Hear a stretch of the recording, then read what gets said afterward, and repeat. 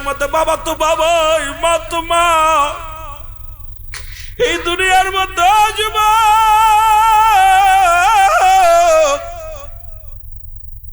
ওই আব্দুল্লাহ ইবনে মুবারক যেমনি সন্তানের কান্না সহ্য করতে পারে না, ওয়াজ মনে রাখবেন কই থেকে কই যায়।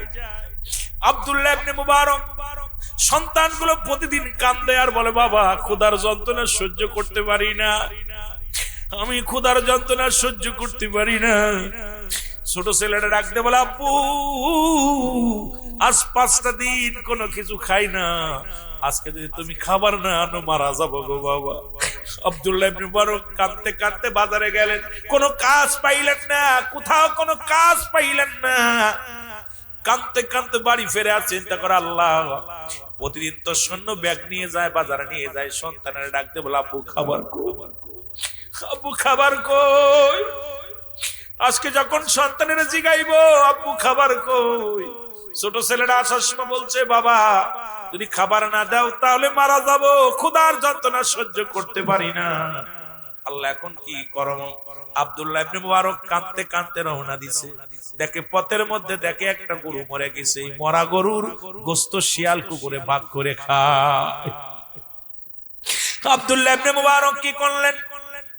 আমার বাবারা আমার ভালো করে লেখো, জেনে নাও জেনে নাও ও যুবক, গভীর মনোযোগ। উনি ওই কুকুর শিয়াল তারা দিয়া একটু গোশত কেটে নিয়ে আসলেন। এটা সন্তানদের বিবিরে কয়ে, বিবিরে রান্না করে দাও। মরা গরুর গোশত রান্না করে খাইলেন। আমার বাবারা আমার শুনে নাও, এইবার গোশত রান্না করে খাইলেন। ওদিকে মুসলমান আমার বাবারা আমার শুনে নাও, ওই আব্দুল্লাহ ইবনে মুবারক, এই যে নামটা বললাম, আরেকজনের নাম আব্দুল্লাহ মুবারক, একজনের নাম আব্দুল্লাহ মুবারক, আরেকজনের নাম মুবারক। এর ছেলে রাস্তা দিয়ে যাইতেছিল স্কুলে, গোশতের বাসনা পাইলেন। বাসনা পাইয়া চলে গেলেন, যা বলে, ভাইরে আপনাদের বাড়ি কি গোশত আনছে? কয় হ।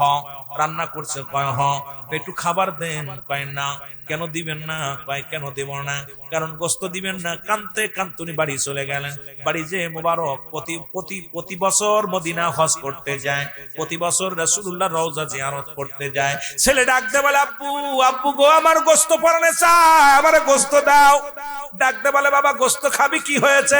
বলে, আব্বা জান আমি মক্তব থেকে আসতেছিলাম, পাশের বাড়ি দেখি গোশত পাকাইতেছে।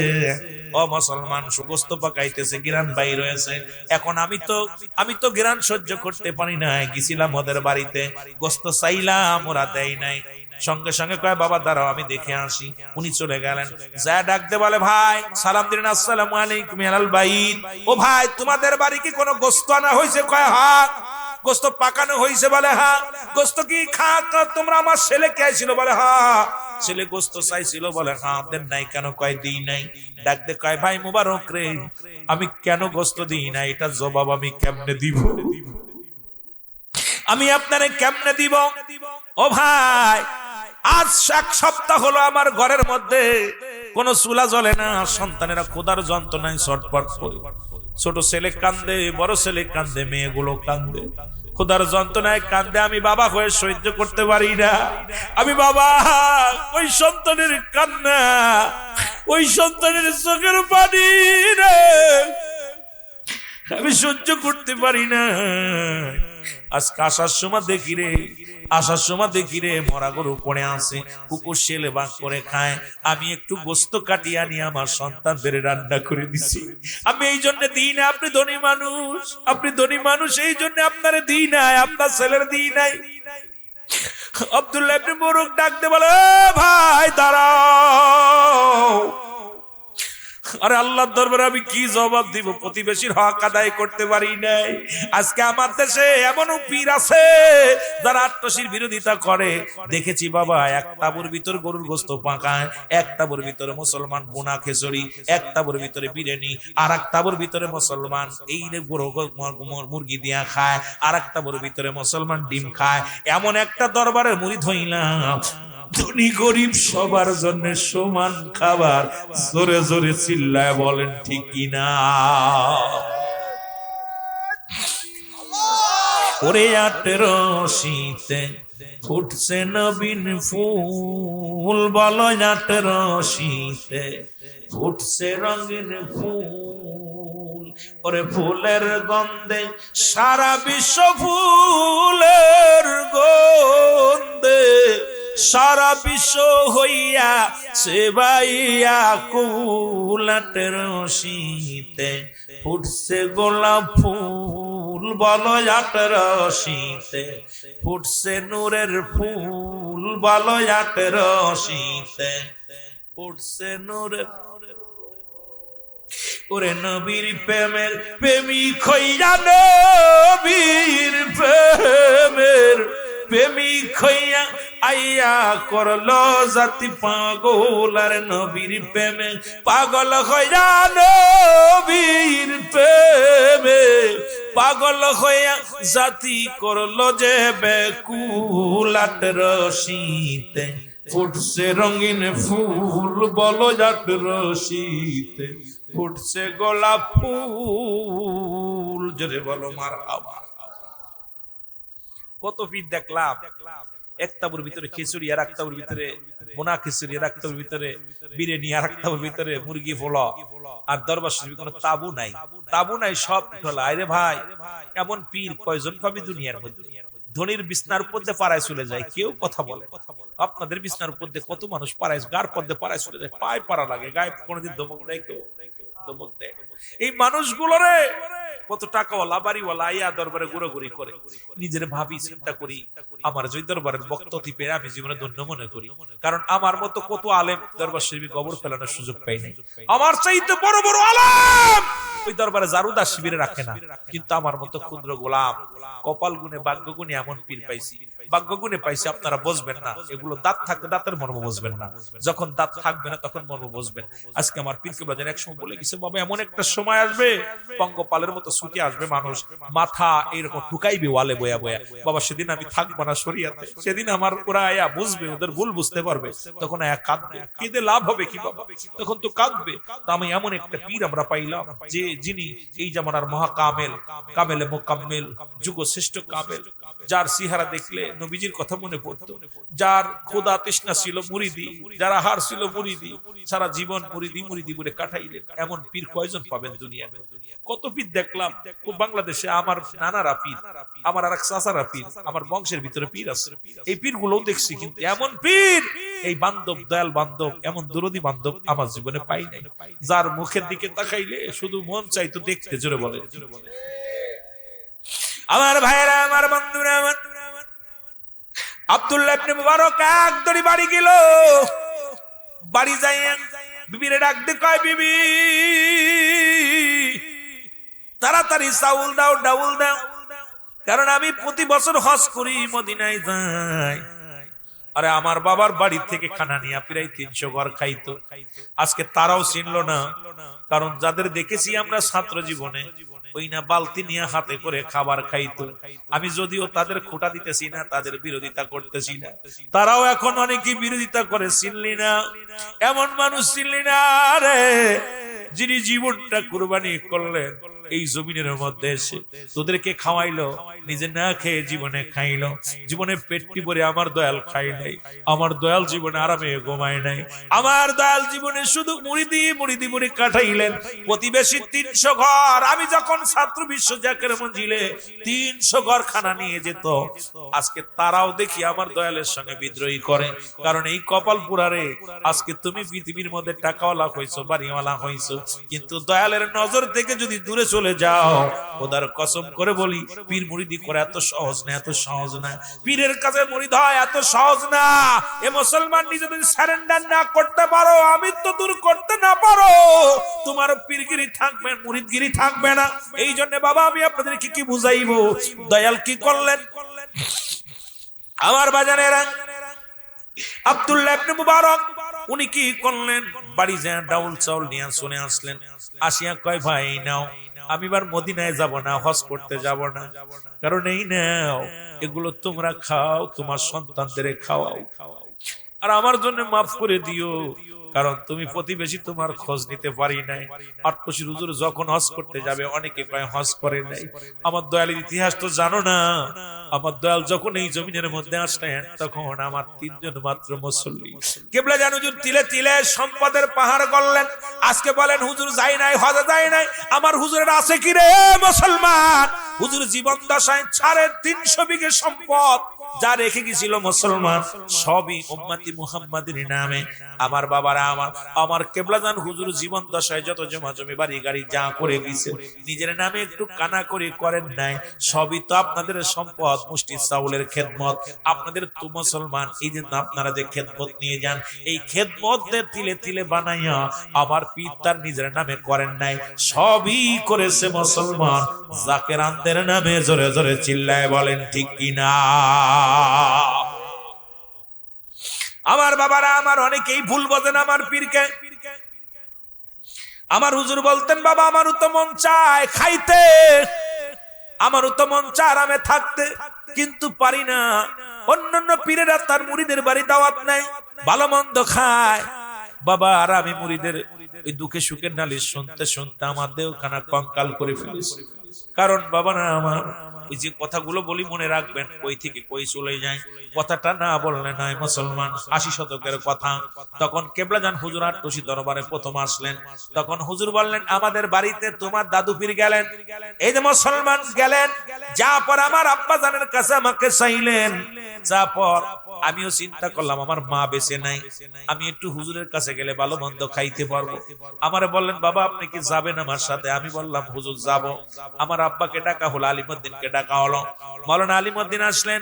আসার পর আমার আব্বার কাছে আমার পীর কিবলা জান বললেন, বাবা আপনার এই ছেলেটাকে আমাকে দিয়ে দেন। তখন আমিও মনে মনে চিন্তা করলাম হুজুরের সঙ্গে যাব। আর হুজুর আমার আব্বা জান বললেন, জান দিয়ে দিলাম। তখন আমাকে নিয়ে আসলেন, হুজুরের দরবারে আসলাম। আসার পর আমি আগে জানতাম না হুজুরের দরবারে আমার এত কষ্ট দিবে। দীর্ঘ 40টা বছর 30টা বছর একই খাতার নিচে এই খড়কুটি ছিল আমার সম্বল। খড়ের বিছনা বানাইয়া শীতের দিনে আমি ঘুমাইতাম। সারাদিন আমাকে দিয়া কষ্ট করাইতো। আর ওই নাড়ার ভিতরে আমি ঘুমাইতাম। সবাইরে ভালো মন্দ খাইতো, আমাকে 1 চামচ খানা দিত, যা খেয়ে আমার পেট ভরতো না। 80 শতকের কথাগুলো শুনে নেন বাবা। আজকে মুরব্বী বাবারা যারা আছেন ভালো করে শোনেন।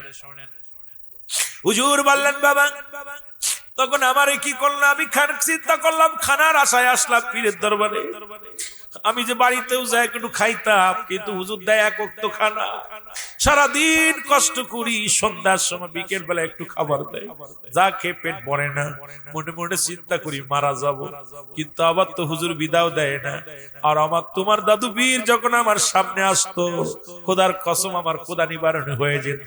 এক নজর দেখলে আমার প্রাণটা জুড়াইয়া যেত। মুর্শিদ দাঁড়াও আমার সামনে, জন্মের মতো দেখবো দুনয়নে, আমি জন্মের মতো দেখবো দুনয়নে। মুর্শিদ দাঁড়াও আমার সামনে, বাজান দাঁড়াও আমার সামনে, জন্মের মতো দেখবো দুনয়নে। বলেন জন্মের মতো। মুর্শিদের সামনে চরণের দুলি,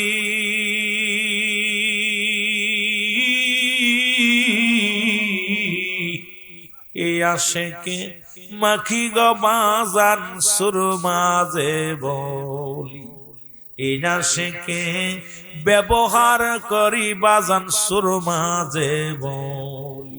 ওই চরণের রাইখো আমার, ওই চরণে রাইখো আমার, ঠাই দিও তোর কদমে, জন্মের মতো দেখবো দুনয়নে।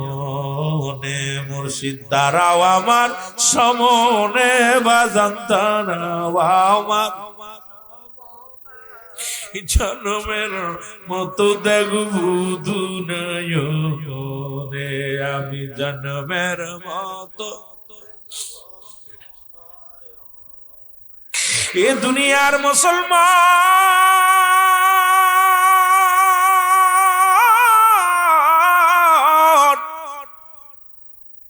হুজুর বলেন আমাকে পাঠা দিলেন রে, আটশির জমিনে পাঠায়া দিল।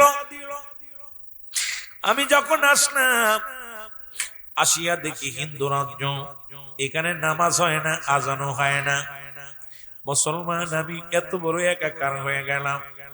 দীর্ঘদিন থাকা পর আমার হুজুরের বাণীটা শুনে নেন আপনারা। হুজুর বলেন বাবা, এই অবস্থায় দিন কাটাতে লাগলাম। হঠাৎ একদিন একটা টেলিগ্রাফ আসলো। এই টেলিগ্রাফ খুলে দেখি রে, আমার দয়াল পীর আর নাই রে। আমার হুজুর বলেন বাবা, আমি আমার মাকে হারাইছি, আমি এতিম হই না।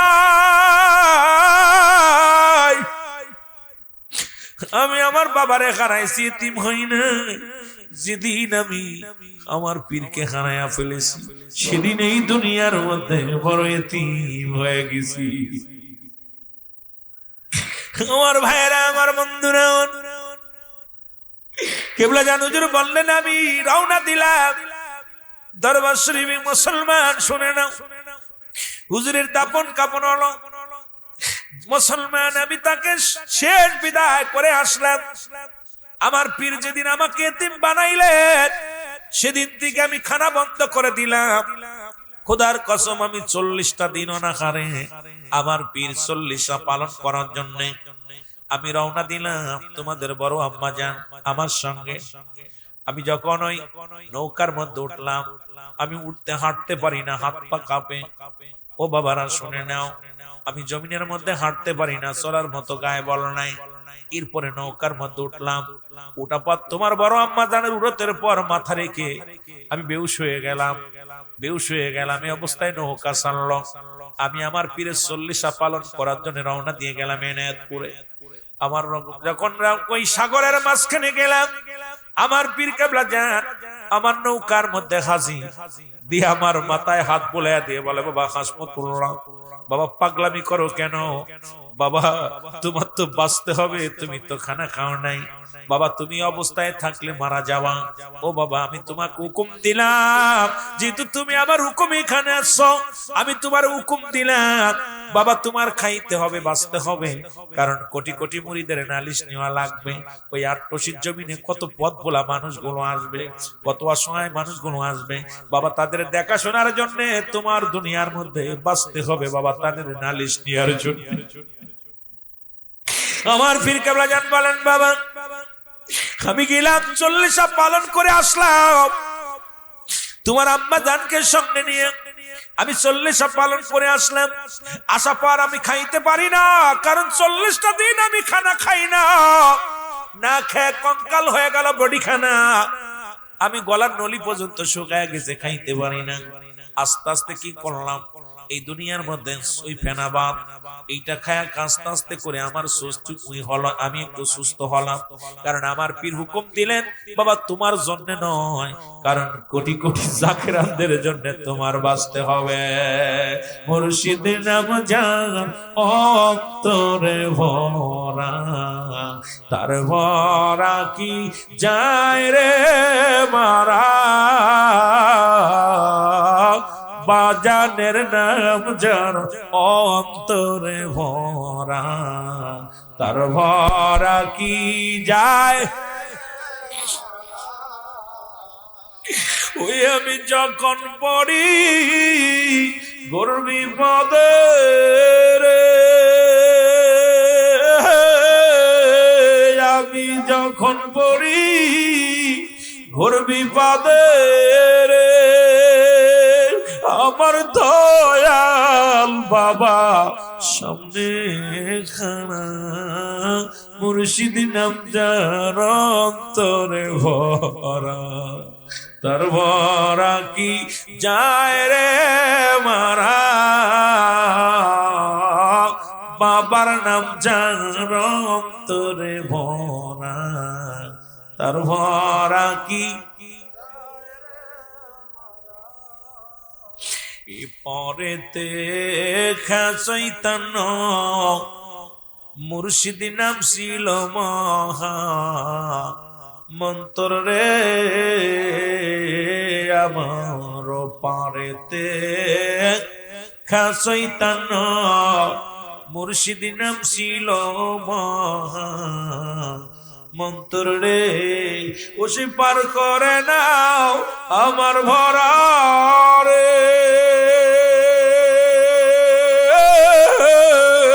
মুর্শিদ পার করে নাও আমার ভরা রে, উঠছি তোমার ভাঙা নাই।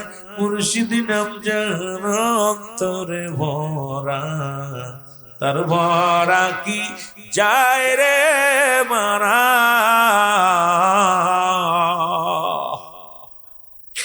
এ দুনিয়ার মুসলমান,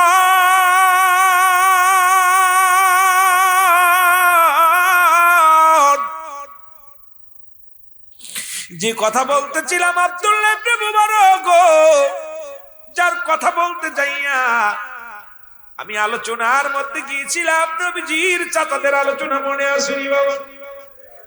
আব্দুল্লাহ ইবনে মুবারক উনি কি করলেন বাবা শুনে নাও। মদিনায় কয় মদিনায় যাব না। ওই বছর মুসলমান হজে গেলেন যারা, বাড়ি চলে আসলেন, আসিয়া আব্দুল্লাহ ইবনে মুবারকের বাড়ি আসলেন। এসে ডাকতে বলে, আব্দুল্লাহ ইবনে মুবারক রে, তুমি কেমন মানুষ? ও মুবারক, তুমি কবে বাড়ি আসলাম? মানুষ ৪৫ দিন পরে হজ করে বাড়ি ফেরে। আব্দুল্লাহ ইবনে মুবারক বলে, ভাই খোদার কসম আমি মদিনায় যাই নাই। মুবারক তুমি হাজি মানুষ, মিথ্যা বলো কেন? একই তাবুর মধ্যে জিয়ারত করলাম, একই তাবুর মধ্যে ঘুমাইলাম, একই জায়গা থাকলাম, তুমি বলো আমি মদিনায় যাই নাই। আব্দুল্লাহ ইবনে মুবারক ডাক দে কয়, ভাই খোদার কসম করে বলি আমি বছর মক্কা মদিনায় হজ করতে যাই নাই। ও যুবক বন্ধুরা শোনো, এর রব্বে কারিমের হামদে ডাক দে কয়, মুবারক শোনো গো, তোমার খেদমত আমি আল্লাহ এত পরিমাণ কবুল করেছি। শোনো শোনো, ওই অসহায় মানুষের খাবার দান করেছো, এই কারণে রে মুবারক এই বছর মক্কা মদিনায় যত হাজিরা হজ করতে গেছে সবার হজ তোমার ওসিলায় আমি রব্বে কারিমে কবুল করে নিয়েছি। জোরে বলেন মারহাবা। তোমারে সাজাইয়া ও মুবারক, তোমারে বানাইয়া আমি মক্কা মদিনার অলি গলির মধ্যে ঘোরাইছি, মক্কা মদিনার জমিনের মধ্যে ঘোরাইছি, তোমার সফর সঙ্গীদের দেখাইছি রে মুবারক। সুতরাং মুবারক রে আমার বাবারা, আমার সেই ইনসাফ ছিল আমার পীর কেবলা জানেন, জীবনে জীবনে খাইলেন না, কত অসহায় মানুষের খাওয়ানোর জন্য আমার পীর কেবলা যার জীবনটারে কোরবানি করে দিলেন। আমরা বুঝলাম না, আমরা চিনলাম না, যারা চিনেছি এরাই ধন্য। জোরে জোরে বলেন ঠিক কিনা, আর একটু জোরে জোরে চিল্লায় বলেন ঠিক কিনা। এ দুনিয়ার মুসলমান শোনো, যে কথা বলতেছিলাম, এর নবীর বাবা আব্দুল্লাহ, মনে আছে? মনে আসেনি বাবা? আব্দুল্লাহ, এরা আব্দুল মুত্তালিব কয়, আব্দুল ওহাব রে কয় আমার মেয়ের ভিতরে 5টা গুণের গুণান্বিত। মনে আসেনি বাবা? জোরে বলেন মনে আছে? 5টা গুণের গুণান্বিত নারী বাবা। এই গুণগুলো আমাদের জানার দরকার। 1 নাম্বার সতীত্ব আমানতদারি, 2 নাম্বার আত্মমুসলমান আমলদারি নারী, 3 নাম্বার পর্দাশীলতা নারী, 4 নাম্বার গুণবতী রূপবতী নারী, 5 নাম্বার হলো মুসলমান আদর্শ বাবার সন্তান। এই দুনিয়ার মধ্যে মুসলমান ধন ভান্ডার বা ভালো একজন আদর্শবান বাবার মেয়ে। যুবক শুনে নাও, শুনে নাও, ডাকতে বলে আব্দুল ওহাব রে, আমার কন্যা তোমার ছেলের জন্য প্রস্তুতি করে রাখছি। কেমন বাবা? আমাদের ছেলেরা তো এখন মেয়ের হাত ধরে নিয়ে টানতে নিয়ে আসে, কিন্তু নবীর বাবা বিয়ে করছে, নবীর বাবা আব্দুল মুত্তালিবের হুকুম নিয়ে গার্জিয়ান ছাড়া বিয়ে করে নাই। আমার বাবারা আমার শুনে নাও, আব্দুল মুত্তালিবকে ডাকতে বলে, আব্দুল মুত্তালিব চিঠি লিখলেন কোথায় রে? আব্দুল্লাহ আমার বন্ধুর মেয়ে আমিনার সঙ্গে বিবাহ হবে, কারণ 5টা গুণের গুণান্বিত নারী পেয়ে গেছি। আয় আয়। আব্দুল্লাহ চলে গেলেন বধূ মুসলমান বর সাজিয়া, বিয়ে হয়ে গেল আব্দুল্লাহ। আব্দুল্লাহর সঙ্গে মা আমিনার বিয়ে হয়ে গেল। জোরে জোরে বলেন মারহাবা। বন্ধুগণ আমার শোনো গো, বিয়ে হয়ে গেল। আমার নবীর মাম্মা জান ডাক দিয়ে বলে, দুনিয়ার মানুষ শোনো, খোদার কসম করে বলি শুনে নাও, আমি আমার রাসূল, আমি আমার স্বামীর ঘরে প্রবেশ করলাম। আমি দেখেছি আমার স্বামী যখন ঘরের মধ্যে আব্দুল্লাহর মুখের দিকে তাকা, দেখি নূর মুবারক রে, আমি এমন পাগল হয়ে গেলাম। আব্দুল্লাহর মুখের দিকে যখন আমি তাকাইছি, তাকানোর সঙ্গে সঙ্গে আমার মনে হলো এই আব্দুল্লাহর কপাল থেকে নূরটা শিয়ে আমার গর্বের মধ্যে হাজির হয়ে গেছে। নূরে ঝলমল করে গো নবী সোনার মদিনা, বলো আল্লাহর নবী নূরের নবী, আল্লাহর নবী। আরো জোরে, আল্লাহর নবী নূরের নবী, যাহার হয় না তুলনা, নূরে ঝলমল করে গো নবী সোনার মদিনা, বলো নূরে ঝলমল। জোরে, আল্লাহর নবী নূরের নবী, আল্লাহর নবী। এর যাহার হয় না তুলনা, বলো যাহার হয় না তুলনা, নূরে ঝলমল করে গো নবী সোনার মদিনা, বলো নূরে ঝলমল।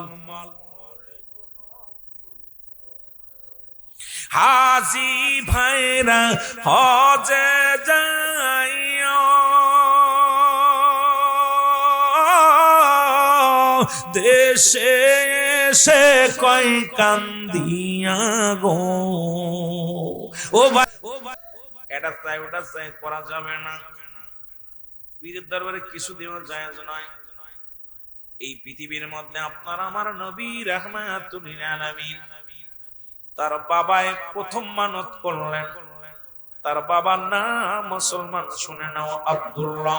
আব্দুল্লাহর বাবা আব্দুল মুত্তালিব প্রথম মানত করলেন রব্বে কারিমের দরবারে। জোরে জোরে চিল্লায়া বলা যাবে না মারহাবা। কথাগুলো খুব খেয়াল রাখেন, শরীয়তের কথা বলে আছে, তারপরে যায় তরিকাতে।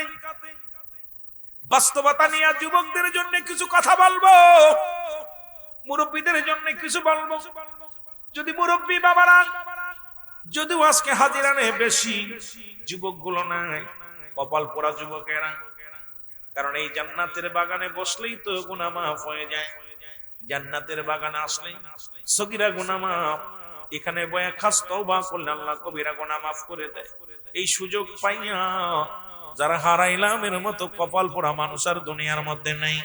আমার বন্ধুগণ, এত সুন্দর পরিবেশ ও যুবক, কারণ আমার পীর বলতেন, বাবা পরবর্তী সময় তোমার জন্য কি নিয়ামত বয়ে আনতেছে তুমি নিজেও জানো না। কারণ আগামী দিন সূর্যোদয় হবে, আপনার আমার সকালে সূর্য দেখবো, কেউ বলতে পারি?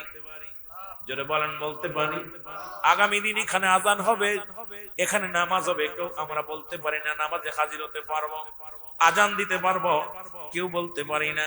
কারণ মালাকুল মউত আপনার আমার পিছে পিছে ঘুরছে, যে কোনো মুহূর্তে মালাকুল মউত ধরতে পারে। আমারে জোরে বলেন ঠিক কিনা?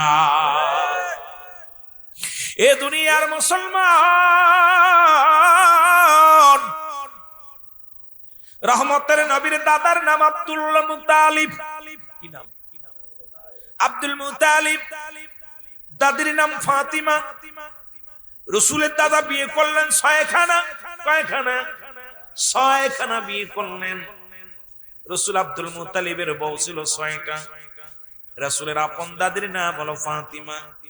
রাসূলের নানার নাম আব্দুল ওয়াহাব জোহরি। রাসূলের আম্মার নাম হলো আমেনা।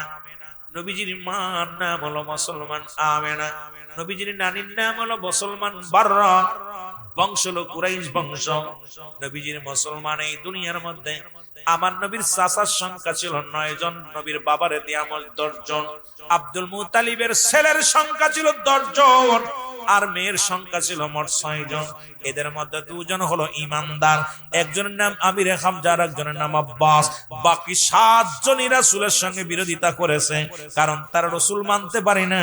বিশ্ব জাকির মঞ্জিল দরবার শরীফের পাশে বাড়ি হইতে পারে আপনাদের, কারণ ওই চরিত্র যাদের মধ্যে আছে তারাও আমার পীরকে মানবে না। জোরে বলেন ঠিক কিনা? কারণ রাসূলের চাচা হয়েও রাসূল অবমাননা করেছে। রাসূলের ফুফুর সংখ্যা মোট 6 জন, এদের মধ্যে ইমানদার হলো 2 জন, একজনের নাম হযরত সুফিয়ান আর একজনের নাম হযরত তুমুল। বাকি 4 জনই দুশমনের রাসূল ছিল। তাদের চিন্তা আব্দুল্লাহর বেটা মুহাম্মদ কেমনে নবী হয়, আব্দুল্লাহর বেটা মুহাম্মদ রে তো আমরা লালন পালন করলাম। আপনার আট্টশির মানুষ, জানপুরের মানুষ চিন্তা করেন এই আট্টশির হুজুর কেমনে বিশ্বলি হয়। আট্টশির হুজুর খাজা বাবা ফরিদপুরি, কিন্তু বিশ্বের মানুষ যারা চিনল, আরে আপনি চিনলে কি আস, না চিনলে কি রে বাবা। মক্কার মানুষ মদিনার মানুষের মনে, মদিনার মানুষ চিনলো আমার নবী, মদিনার দুলাবালি গুলো নবীরে চিনল, নবীর জন্য পাগল, নবীর প্রেমে মদিনার মানুষেরা বালকেরা তাকায় তাকায় থাকতো, কারণ রহমতের নবীর পায়ের ধুলার জন্য তারা পাগল ছিল। মক্কার মানুষেরা চিনতে পারে না। এই যে ওরস শরীফ শুরু হবে, বাংলাদেশ থেকে বিশ্বের অন্য রাষ্ট্র থেকে আমার দয়ালের কদমে ধুলা নেওয়ার জন্য আসবে। কত মানুষ জানপুরের জমিন দেয়া যাইব, কিন্তু এমনও পোড়া কপাল আছে তারা আত্মশ্রী নাম শুনলেন না শিখটায়। জোরে বলেন ঠিক কিনা? আরে তোমাকে দি আসেন আল্লাহ রহমত, গাউসুল আজম ফরিদপুরি, গাউসুল আজম আউলিয়ার সরদার, তোমাকে দি ওরস বছরে একবার,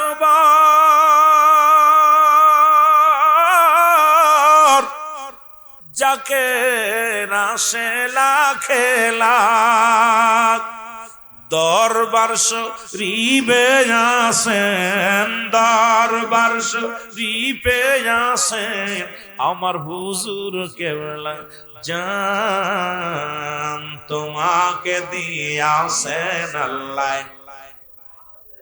আরো জোরে বলেন তোমাকে দিয়ে আসেন আল্লাহ। গাউসুল আজম ফরিদপুরি তুমি গাউসুল আজম আউলিয়ার সরদার, তোমাকে দি আসেন আল্লাহ রহমত। বাবা জানপুরের জাকেরা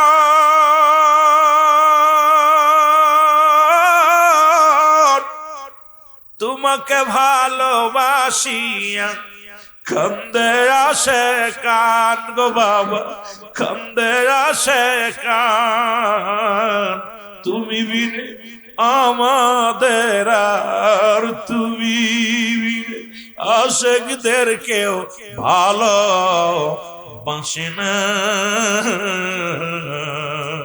তুমি বিনে জাকেরানদের কষ্ট কেউ তো বোঝে না।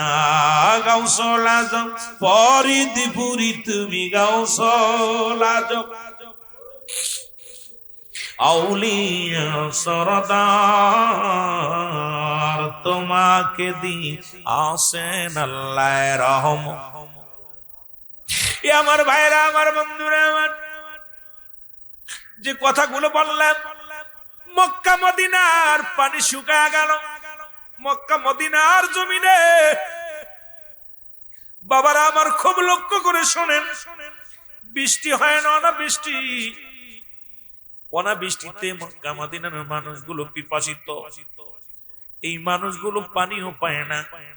মক্কা মদিনার 40 জন বড় বড় নেতা কাবার মধ্যে যে কানছি, তোমাদের মধ্যে সন্তানদের মধ্যে একজনকে আমি কুরবানি করব। বড় ছেলেকে ডাক দিলেন, বড় ছেলে কাব্বা আমি জবাই হতে রাজি নয়। ছোট ছেলে মুসলমান মেজে ছেলে ডাক দেয়, মেজে ছেলে আমি হব না। ও মুসলমান, আমিরে হামজাকে ডাক দে, বলে আমিরে হামজায় তোরে জবাই করি, বলে বাবা না। আব্বাস রে ডাক দে, আব্বাস রে আয় তোরে জবাই করে, আব্বাস কয় না। এইরকম 9 জন যখন শেষ হলো, এর রহমতের নবীর বাবা আব্দুল মুত্তালিব, বাবারা গভীর মনোযোগ, নবীর ইশকের ওয়াজ একটু শুনে যায়, তরিকাতের আলোচনা বুঝ এসে যাবে আমার বন্ধুগণ। এবার নবীর বাবারে ডাক দে, বলে আব্দুল্লাহ রে, আব্দুল্লাহ আমি তো আল্লাহর দরবারে মানত করেছি তোমাকে তোমাদের 10 ভাইয়ের মধ্যে একজনকে জবাই করব, কুরবানি করব। এখন তো তোমার 9 ভাই কেউ তো রাজি নাই, তুমি কি রাজি? আব্দুল্লাহ কয়, বাবা গো বাবা, একটা দাবি আপনার কাছে, আমার কোনো দ্বিধা দ্বন্দ্ব নাই। যদি আপনি আমারে জবাই করলে যদি রব্বি কারীম খুশি হয়, আমাকে জবাই করো, আমার কোনো আপত্তি নাই। জোরে জোরে চিল্লায়া বলা যাবে না মারহাবা। নবীর বাবা কেমন গো? এরে যুবকের দলেরা শুনে নাও গো,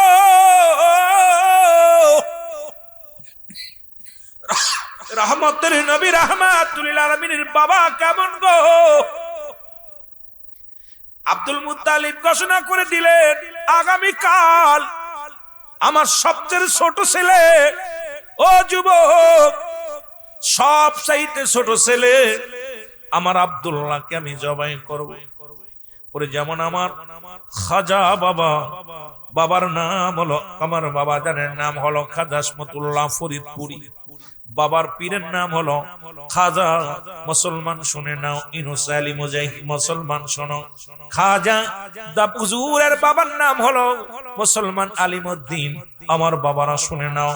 এই দুনিয়ার মধ্যে আমার পীর কেবলা জানের জীবনী নিয়ে আমি একটু আলোচনা করবে। আলোচনার পরে আমার পীর এই দুনিয়ার মধ্যে কেমন মাপের পীর, কেমন মাপের ওলি ছিল, এটা আপনাদের বোঝানোর জন্য একটু জানা দিয়ে যাবো জানপুরের মানুষদেরকে। আগে একটু শরীয়তের ওয়াজ করে আসি, তারপরে দেখবো তরিকাতের আলোচনা।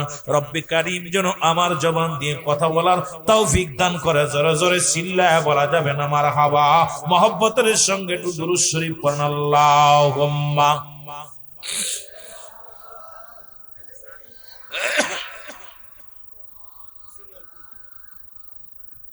ওয়ালা আলী সাইয়্যিদিনা। এ দুনিয়ার মুসলমান,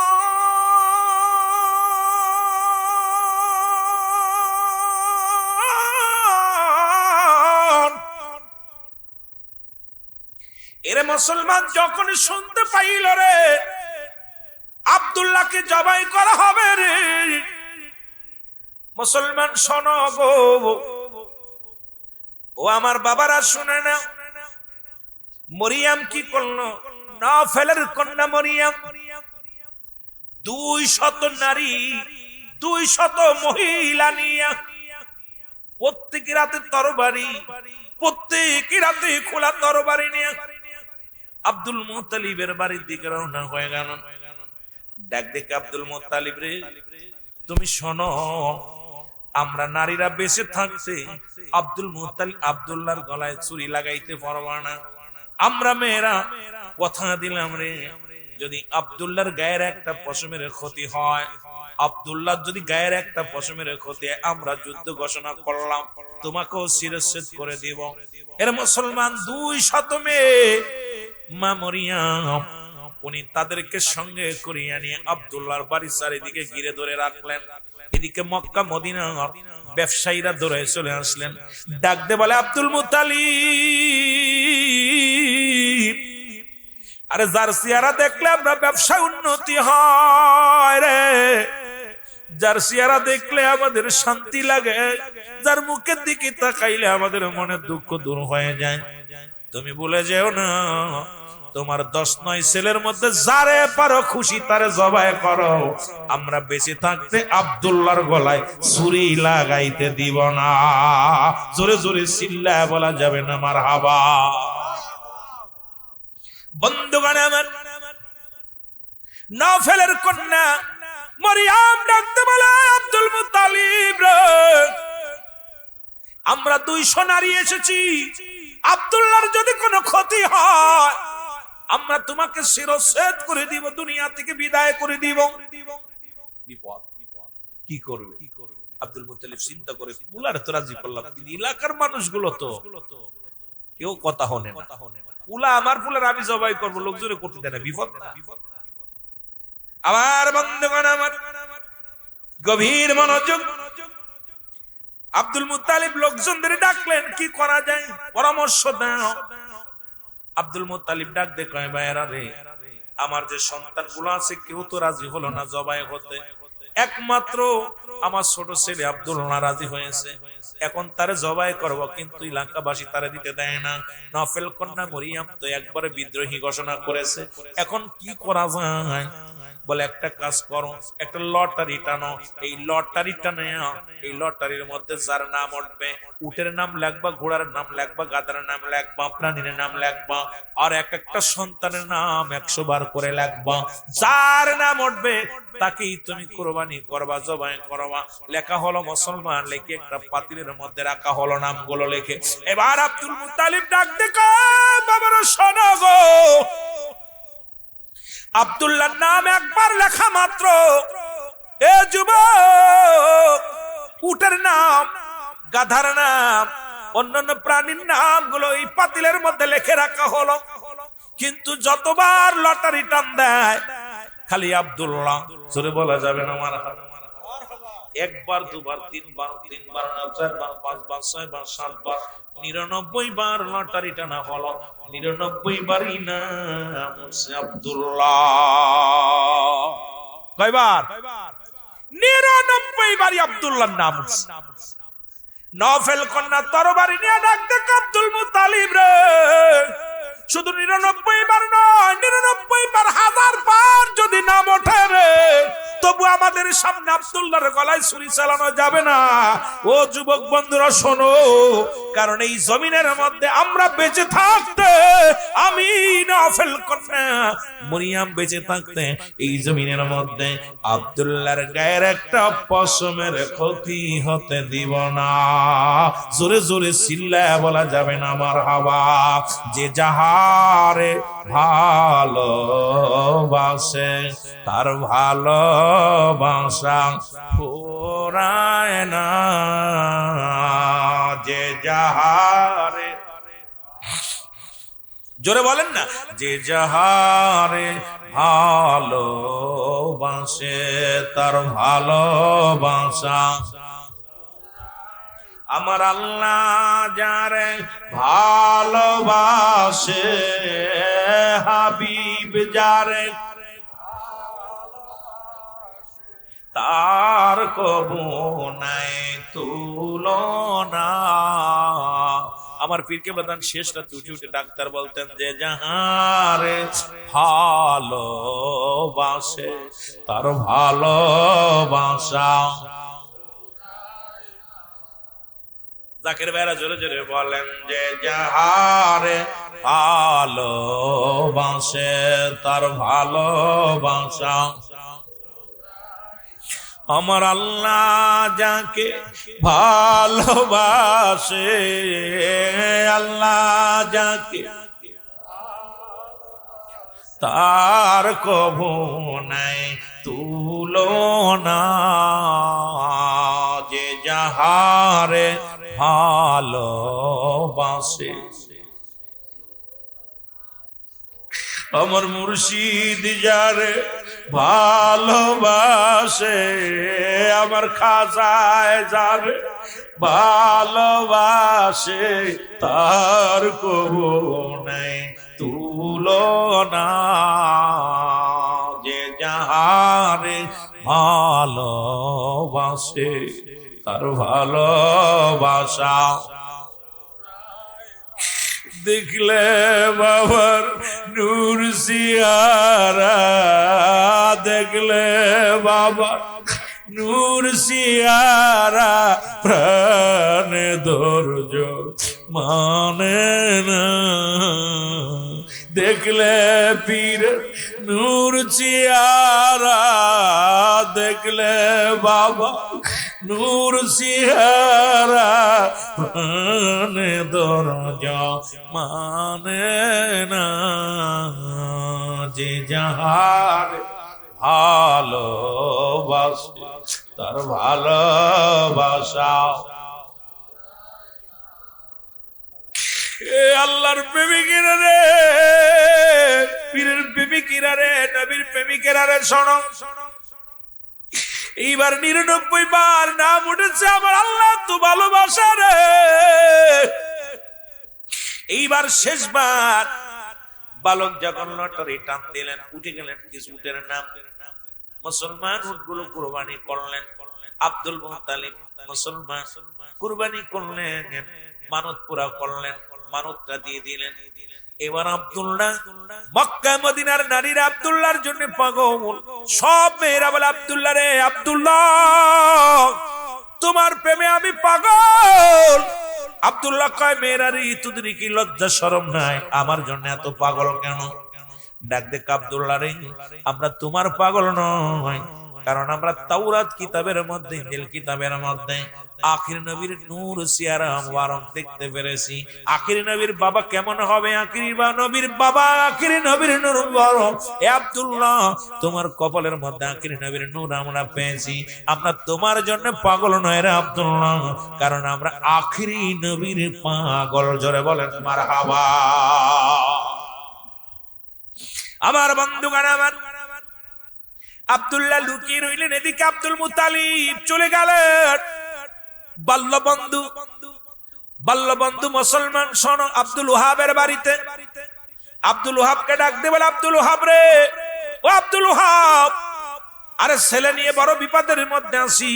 সব ছেলে শাদী করেছে, ছোট ছেলের শাদী করাইতে পারি নাই। গ্রামের মেয়েরা পাগলের মতো ঝাঁকে ঝাঁকে আসে, সবাই বিয়ের পায়গাম নিয়ে আসেন। আব্দুল্লাহ, ও ওহাব, আব্দুল ওহাব, ছোট্টবেলা কথা দিছিলাম তোমার মেয়ের সঙ্গে আমার ছেলের বিবাহ করাইব। তোমার মেয়ে কি বড় হয়েছে?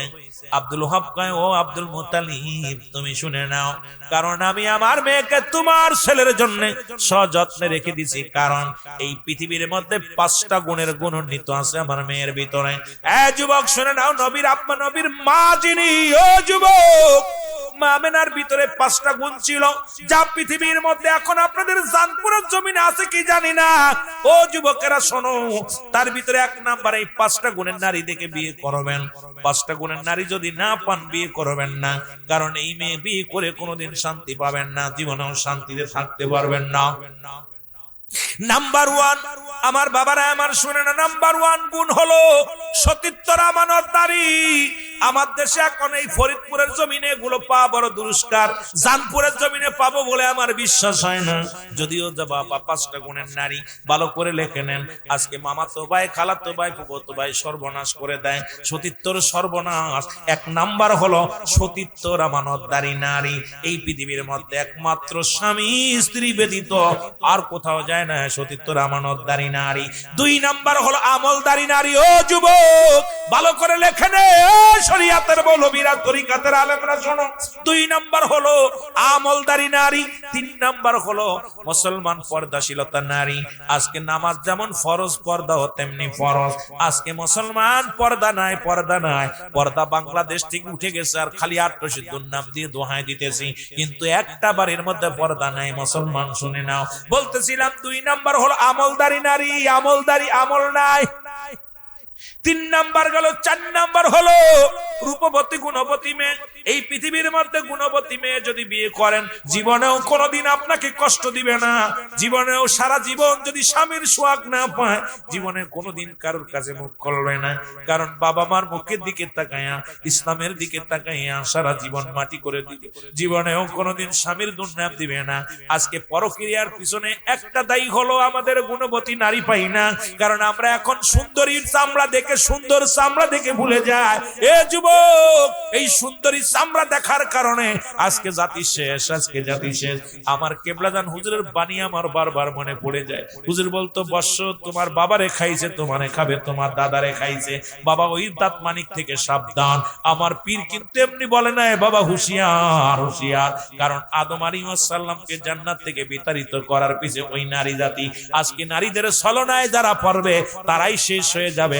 আর যুবকরা তো নাই, ওয়াজ শুনবো কারে বাবা, বড় কষ্ট লাগে। এলাকার যুবকগুলো হয়তো মারা গেছে, ওদের ওয়াজ করবো কি? মন চায় যুবক বক্তা আনছেন, কিছু কথা বলবো, কিন্তু বলবো কারে? মরা ফুলাফান রে কি বলবো? ও যুবক শুনে নাও, 4 নাম্বার 5 নাম্বার হলো এ মুসলমান 4 নাম্বার গুণ, এই 4টা গুণ অবশ্যই দেখবেন। বিয়ে করার আগে 1 নাম্বার গুণ হলো সতীত্বর আমানতদারি, 2 নাম্বার হলো আমলদারি নারী, 3 নাম্বার হলো মুসলমান শুনে নাও পর্দাশীলতা নারী, 4 নাম্বার হলো গুণবতী রূপবতী নারী, 5 নাম্বার হলো ওই নারী যে নারীর বাবা মা আদর্শবান বাবা মা। কারণ আজকে প্রতিজ্ঞা করব, যারা মদ খায় তাদের মেয়ে বিয়ে করব না, যারা গাঁজা খায় তাদের মেয়ে বিয়ে করব না, যারা মুসলমান দুনিয়ার মধ্যে সুদ ঘুষের সঙ্গে জড়িত এদের মেয়ে বিয়ে করব না। যুবক প্রতিজ্ঞা করবি, প্রয়োজন হলে রিক্সা চালকের মেয়ে বিয়ে কর, ভ্যান চালকের মেয়ে বিয়ে কর, কোন গাঁজাখোর মদখোরের মেয়ে বিয়ে করবি না, কোন মুসলমান সুদখোরের মেয়ে বিয়ে করবি না। মুসলমান বিড়িখোর, গাঁজাখোর, মদখোর এদের থেকে যদি ফিরতে হয়, যদিও আমি দরবার শরীফে আলেম, আমার অনেক জাকের ভাই কষ্ট পাবে যখন বিড়ি খাওয়ার কথা বলবো। শুনে নাও, কারণ পীরের খাসলাত যদি তোমার ভিতরে না থাকে, তোমার মতো মুরিদের সঙ্গে আমার সম্পর্ক থাকতে পারে না। ধরে বলেন ঠিক কিনা? কষ্ট পাও, কিছু আসে যায় না, কারণ আমার পীরের ছিল রাসূলুল্লাহর আদর্শিত, নবীর গুণাগুণান্বিত ছিল আমার পীর কেবলা জান। আর তোমাদের চরিত্রের কারণে আমার পীরের সুনাম হয়, দুর্নাম হয়, এটা আমি মানতে পারবো না। খোদার কসম আমার পীরও আপনাকে মেনে নিবে না, কারণ পীরের খাসলাত যদি আপনার ভিতরে না থাকে, ওই পীর আপনাকে চিনবে না, ওই পীরও আপনাকে চিনবে না, মুরিদ বলে স্বীকার করবে না। এই জন্য আজ থেকে এই 5টা গুণের নারী বিয়ে করবেন, যারা বিয়ে করেন নাই। 5 নাম্বার সতর্ক থাকবেন, একজন আদর্শবান নারীর বাবা, যে বাবা 5 ওয়াক্ত সালাত আদায় করে, যে বাবা মুসলমান 5 ওয়াক্ত নামাজ আদায় করে, যে বাবা হালাল খাদ্য খায়, সারাদিন সন্তানের খাবার দিতে পারে না, তবু কষ্ট নাই, সারাদিন পরে জানছে হালাল খাদ্য আনছে। আরে বাবা কি করে দুনিয়ার মধ্যে? বাবা তো বাবাই, মা তো মা। এই দুনিয়ার মধ্যে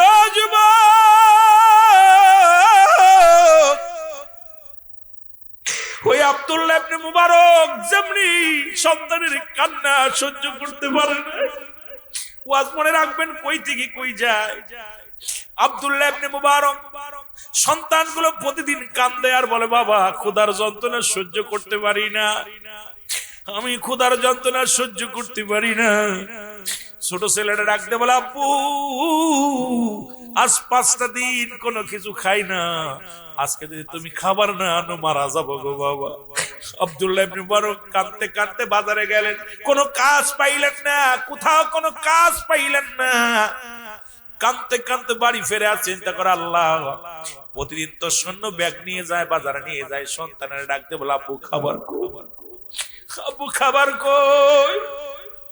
আজকে যখন সন্তানের জিগাইবো আব্বু খাবার কই, ছোট ছেলেটা আসার সময় বলছে, বাবা যদি খাবার না দাও তাহলে মারা যাবো, ক্ষুধার যন্ত্রণা সহ্য করতে পারি না।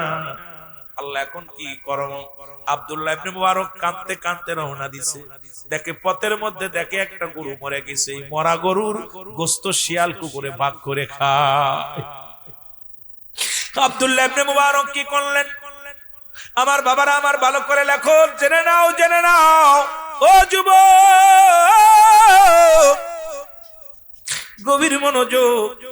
উনি ওই কুকুর শিয়াল তারা দিয়া একটু গোশত কেটে নিয়ে আসলেন, এটা সন্তানদের বিবিরে কয়ে, বিবিরে রান্না করে দাও। মরা গরুর গোশত রান্না করে খাইলেন। আমার বাবারা আমার শুনে নাও, এইবার গোশত রান্না করে খাইলেন। ওদিকে মুসলমান আমার বাবারা আমার শুনে নাও, ওই আব্দুল্লাহ ইবনে মুবারক, এই যে নামটা বললাম, আরেকজনের নাম আব্দুল্লাহ মুবারক, একজনের নাম আব্দুল্লাহ মুবারক, আরেকজনের নাম মুবারক। এর ছেলে রাস্তা দিয়ে যাইতেছিল স্কুলে, গোশতের বাসনা পাইলেন, বাসনা পাইয়া চলে গেলেন, যা বলে, ভাইরা আপনাদের বাড়ি কি গোশত আনছে? কয় হ। রান্না করছে? কয় হ। একটু খাবার দেন? কয় না। কেন দিবেন না? কয় কেন দেব না, কারণ গোশত দিবেন না। কানতে কান্তনি বাড়ি চলে গেলেন। বাড়ি যে মুবারক প্রতি বছর মদিনা হজ করতে যায়, প্রতি বছর রাসূলুল্লাহ রওজা জিয়ারত করতে যায়। ছেলে ডাকতে বলে, আব্বু আব্বু গো, আমার গোশত পরানে চাই, আমারে গোশত দাও। ডাকতে বলে, বাবা গোশত খাবি? কি হয়েছে? বলে, আব্বা জান আমি মক্তব থেকে আসতেছিলাম, পাশের বাড়ি দেখি গোশত পাকাইতেছে, ও মুসলমান, সুগোস্ত পাকাইতেছে, ঘ্রাণ বাইর হয়েছে। এখন আমি তো ঘ্রাণ সহ্য করতে পারি না, গেছিলাম ওদের বাড়িতে, গোস্ত চাইলাম, ওরা দেয় নাই। সঙ্গে সঙ্গে কয় বাবা দাঁড়াও আমি দেখে আসি। উনি চলে গেলেন, যা ডাকতে বলে ভাই সালাম দিলেন, আসসালামু আলাইকুম আলাল বাইত। ও ভাই তোমাদের বাড়ি কি কোনো গোস্ত আনা হয়েছে? কয় হ্যাঁ। গোস্ত পাকানো হয়েছে? বলে হ্যাঁ। গোস্ত কি তোমরা আমার ছেলে কে ছিল? বলে হ্যাঁ। ছেলে গোস্ত চাইছিল? বলে হ্যাঁ। দেন নাই কেন? কয় দিই নাই। ডাকতে কয় ভাই মুবারক রে, আমি কেন গোস্ত দিই না এটা জবাব আমি কেমনে দিব? আমি আপনারে কেমনে দিব? ও ভাই আজ 1 সপ্তাহ হলো আমার ঘরের মধ্যে কোন চুলা জ্বলে না, সন্তানেরা ক্ষুধার যন্ত্রণায় ছটফট করে। ছোট ছেলে কান্দে, বড় ছেলে কান্দে, মেয়েগুলো কান্দে, ক্ষুধার যন্ত্রণায় কান্দে। আমি বাবা হয়ে সহ্য করতে পারি না। আমি বাবা, ওই সন্তানের কান্না, ওই সন্তানের চোখের পানি রে আমি সহ্য করতে পারি না। আজকে আসার সময় দেখি রে মরা গরু পড়ে আছে, কুকুর শেলে বাঁক করে খায়। আমি একটু গোস্ত কাটিয়ে আনি আমার সন্তানদের রান্না করে দিছি। আমি এই জন্য দিই না। আপনি ধনী মানুষ, এই জন্য আপনারে দিই নাই, আপনার ছেলের দিই নাই। আব্দুল্লাহ ইবনে মুবারক ডাকতে বলে ভাই দাঁড়াও। আরে আল্লাহর দরবারে আমি কি জবাব দিব? প্রতিবেশীর হক আদায় করতে পারি নাই। আজকে আমার দেশে এমনও পীর আছে যারা আত্মশীর বিরোধিতা করে। দেখেছি বাবা, এক তাবুর ভিতর গরুর গোস্ত পাকায়, এক তাবুর ভিতরে মুসলমান বোনা খিচুড়ি, এক তাবুর ভিতরে বিরিয়ানি, আর এক তাবুর ভিতরে মুসলমান এই গরু মুরগি দিয়া খায়, আর এক তাবুর ভিতরে মুসলমান ডিম খায়। এমন একটা দরবারে মুরিদ হইলাম, ধনী গরিব সবার জন্য সমান খাবার। জোরে জোরে চিল্লায় বলেন ঠিক কিনা? ওরে 18 শীতে ফুটছে নবীন ফুল, বলো 18 শীতে ফুটছে রঙিন ফুল।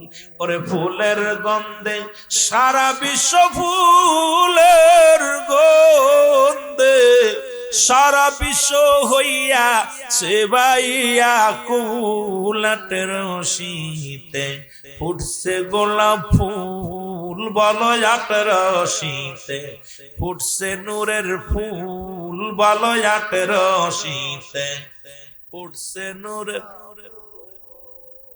ওরে নবীর প্রেমের প্রেমিক হইয়া, নবীর প্রেমের প্রেমিক হইয়া আইয়া করলো জাতি পাগল। আর নবীর প্রেমে পাগল হইয়া, নবীর প্রেমে পাগল হইয়া জাতি করলো যে বেকুল। 18 শীতে ফুটছে রঙিন ফুল, বলো 18 শীতে ফুটছে গোলাপ ফুল। জোরে বলো মারহাবা। কত পীর দেখলাম, এক তাবুর ভিতরে খিচুড়ি, আর এক তাবুর ভিতরে বোনা খিচুড়ি, আর এক তাবুর ভিতরে বিরিয়ানি, আর এক তাবুর ভিতরে মুরগি পোলাও। আর দরবার শরীফে কোনো তাবু নাই, সব ঢোলা। আরে ভাই, এমন পীর কয়জন পাবি দুনিয়ার মধ্যে? ধনির বিছনার উপর দিয়ে পাড়ায় চলে যায়, কেউ কথা বলে। আপনাদের বিছনার উপর দিয়ে কত মানুষ পাড়ায়, গার পর দিয়ে পাড়ায় চলে যায়, পায়ে পাড়া লাগে, গায়ে কোনোদিন ধমক দেয় কেউ? ধমক দেয়। এই মানুষগুলোরে কত টাকাওয়ালা বাড়িওয়ালা আইয়া দরবারে ঘুরাঘুরি করে। নিজের ভাবি, চিন্তা করি, আমার যে দরবারের বক্তব্য পেয়ে আমি জীবনে ধন্য মনে করি। কারণ আমার মতো কত আলেম দরবার শরীফে গোবর ফেলানোর সুযোগ পাই নাই। আমার চাইতে বড় বড় আলেম ওই দরবারে জারুদার শিবিরে রাখে না, কিন্তু আমার মতো ক্ষুদ্র গোলাম কপাল গুনে ভাগ্য গুনে এমন পীর পাইছি, ভাগ্য গুনে পাইছি। আপনারা বুঝবেন না, এগুলো দাঁত থাকতে দাঁতের মর্ম বুঝবেন না, যখন দাঁত থাকবে না তখন মর্ম বুঝবেন। আজকে আমার পীর কেবলা যেন একসময় বলে গেছে, বাবা এমন একটা সময় আসবে পঙ্গপালের মতো ছুটে আসবে মানুষ, মাথা এইরকম ঠুকাইবে ওয়ালে বয়া বয়া। বাবা সেদিন আমি থাকবো না শরিয়াতে, সেদিন আমার ওরা আয়া বুঝবে, ওদের ভুল বুঝতে পারবে, তখন আয়া কাঁদবে। কেঁদে লাভ হবে কি বাবা? তখন তো কাঁদবে। তা আমি এমন একটা পীর আমরা পাইলাম, যে যিনি এই জামানার মহা কামেল, কামেলে মোকাম্মেল, যুগ শ্রেষ্ঠ কামেল, যার চেহারা দেখলে নবীজির কথা মনে পড়তো, যার খোদা তৃষ্ণা ছিল মুরিদি, যার আহার ছিল মুরিদি, সারা জীবন মুরিদি মুরিদি বলে কাটাইলেন। এমন পীর কয়জন পাবেন দুনিয়া? কত পীর দেখলাম বাংলাদেশে। আমার নানারা পীর, আমার আর এক চাচারা পীর, আমার বংশের ভিতরে পীর আছে। এই পীর গুলোও দেখছি, কিন্তু এমন পীর এই বান্ধব, দয়াল বান্ধব, এমন দরদি বান্ধব আমার জীবনে পাই নাই, যার মুখের দিকে তাকাইলে শুধু মন চাইতো দেখতে। জোরে বলে আমার ভাইরা, আমার বন্ধুরা, আমার আব্দুল্লাহ ইবনে মুবারক একদরি বাড়ি গেল। বাড়ি যাই বিবিরে ডাক দিয়ে কয়, বিবি তাড়াতাড়ি চাউল দাও, ডাউল দাও, কারণ আমি প্রতি বছর হজ করি, মদিনায় যাই। আরে আমার বাবার বাড়ি থেকে খানা নিয়ে প্রায় 300 ঘর খাইতো। আজকে তারাও চিনলো না, কারণ যাদের দেখেছি আমরা ছাত্র জীবনে, ওই না বালতি নিয়ে হাতে করে খাবার খাইতো। আমি যদিও তাদের খোঁটা দিতেছি না, তাদের বিরোধিতা করতেছি না, তারাও এখন অনেকেই বিরোধিতা করে। চিনলি না এমন মানুষ, চিনলি না রে, যিনি জীবনটা কুরবানি করলেন এই জমিনের মধ্যে এসে তোদেরকে খাওয়াইলো, নিজে না খেয়ে জীবনে খাইলো, জীবনে পেটটি ভরে আমার দয়াল খাই নাই, আমার দয়াল জীবনে আরামে ঘুমায় নাই, আমার দয়াল জীবনে শুধু মুড়িদি মুড়িদি মুড়ি কাটাইলেন। প্রতিবেশী 300 ঘর, আমি যখন ছাত্র বিশ্ব জাকের মঞ্জিলে 300 ঘর খানা নিয়ে যেত, আজকে তারাও দেখি আমার দয়ালের সঙ্গে বিদ্রোহী করে। কারণ এই কপাল পুরারে আজকে তুমি পৃথিবীর মধ্যে টাকাওয়ালা হইছো, বাড়িওয়ালা হইছো, কিন্তু দয়ালের নজর থেকে যদি দূরে চলে যাও, খোদার কসম করে বলি, পীর মুরিদি করা এত সহজ না, এত সহজ না। পীরের কাছে মুরিদ হয় এত সহজ না।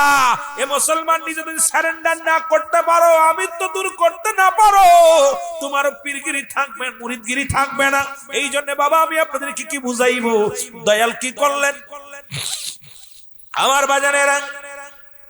আব্দুল্লাহ ইবনে মুবারক উনি কি করলেন, বাড়ি যায় ডাউল চাউল নিয়ে চলে আসলেন।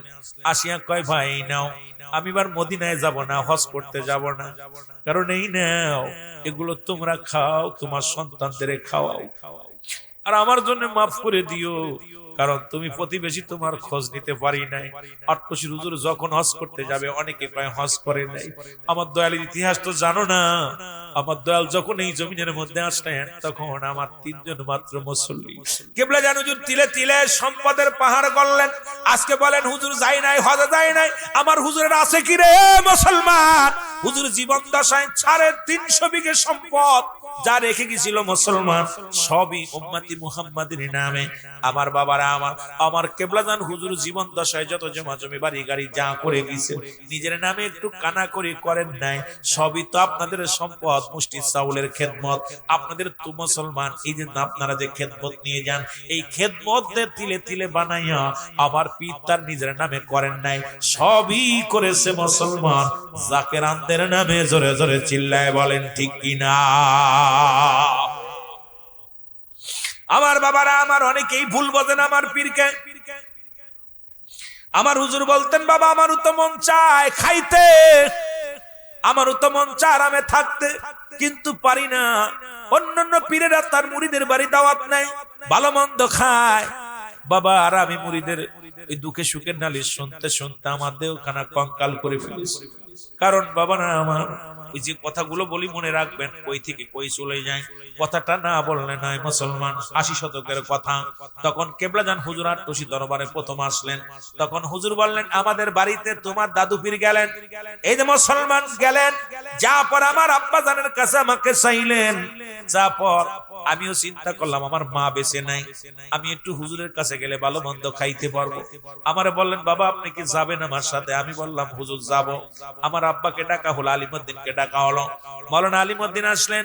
আসার পর আমার আব্বার কাছে আমার পীর কিবলা জান বললেন, বাবা আপনার এই ছেলেটাকে আমাকে দিয়ে দেন। তখন আমিও মনে মনে চিন্তা করলাম হুজুরের সঙ্গে যাব।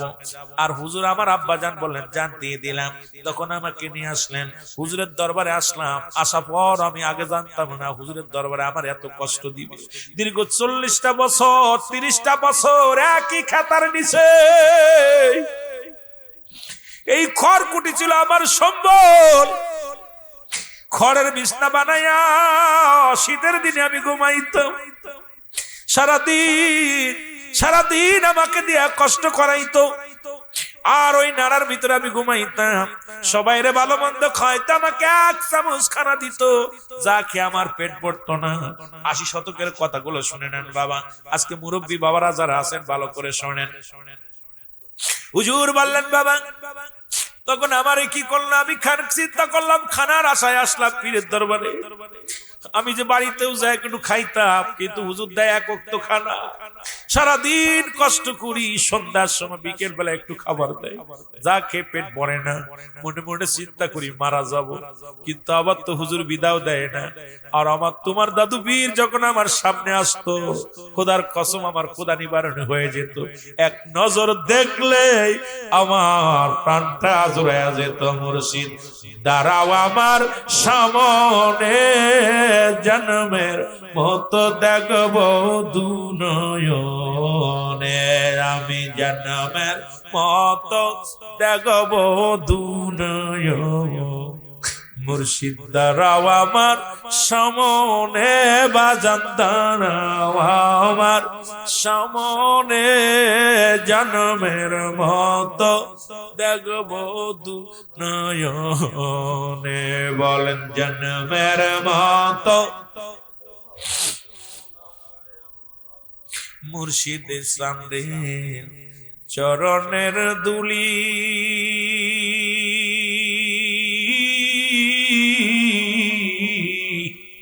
এই আশেকে মাখি গো বাজান সুরমাজে বলি, এই আশেকে ব্যবহার করি বাজান সুরমাজে বলি।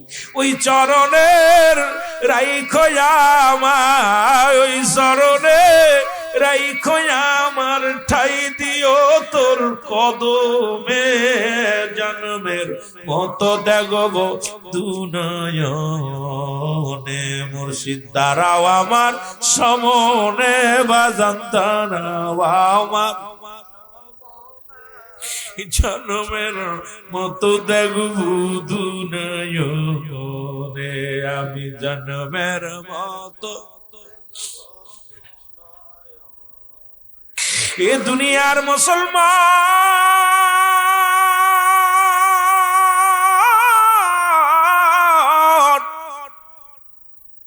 হুজুর বলেন আমাকে পাঠা দিলেন রে, আত্মশির জমিনে পাঠা দিল। আমি যখন আসলাম, আসিয়া দেখি হিন্দু রাজ্য, এখানে নামাজ হয় না, আজানও হয় না। মুসলমান আমি এত বড় একাকার হয়ে গেলাম। দীর্ঘদিন থাকা পর আমার হুজুরের বাণীটা শুনে নেন আপনারা। হুজুর বলেন বাবা, এই অবস্থায় দিন কাটাতে লাগলাম। হঠাৎ একদিন একটা টেলিগ্রাফ আসলো। এই টেলিগ্রাফ খুলে দেখি রে আমার দয়াল পীর আর নাই রে। আমার হুজুর বলেন বাবা, আমি আমার মাকে হারাইছি, আমি এতিম হই নাই। আমি আমার বাবারে হারাইছি, এতিম হই না। যেদিন আমি আমার পীরকে হারাইয়া ফেলেছি, সেদিন এই দুনিয়ার মধ্যে বড় এতিম হয়ে গেছি। আমার ভাইয়েরা, আমার বন্ধুরা,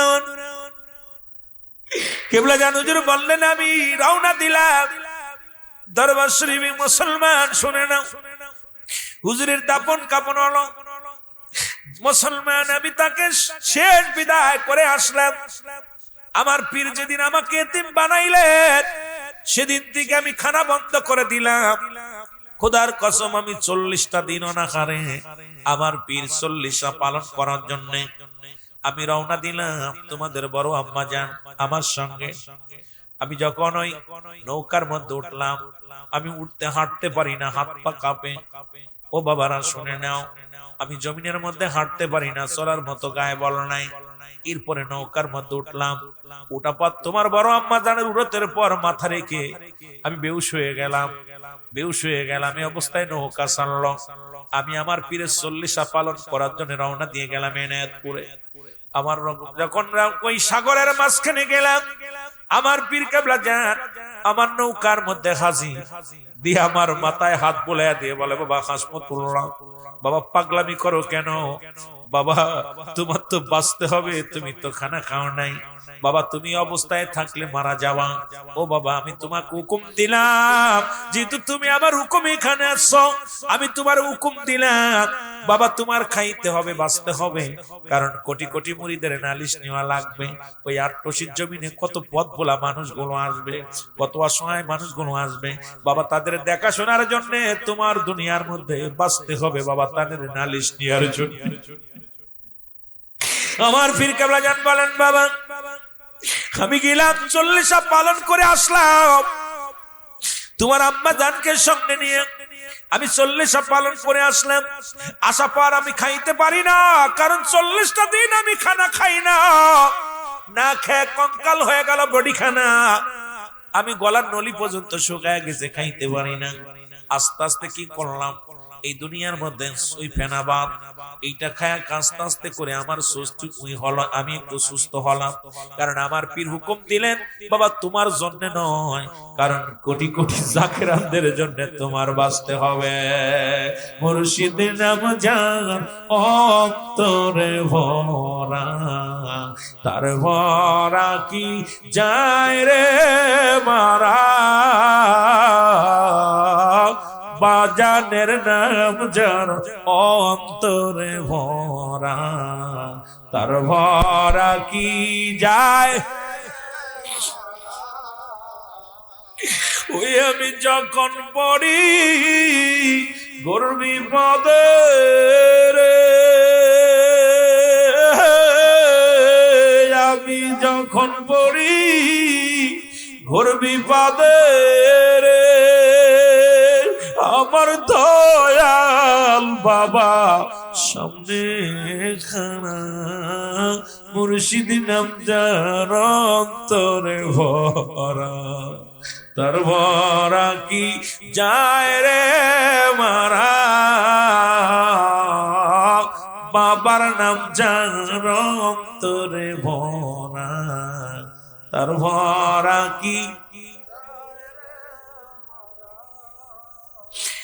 পরেতে শয়তান মুর্শিদ নাম ছিল মহা মন্ত্র রে, আমার পারেতে শয়তান মুর্শিদ নাম ছিল মহা মন্ত্র রে, ও সে পার করে নাও আমার ভরা রে,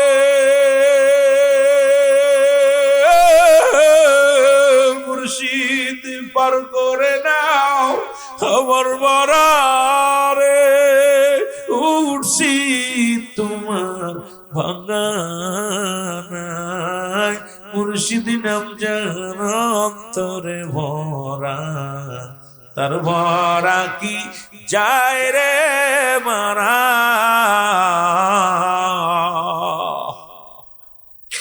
এ দুনিয়ার মুসলমান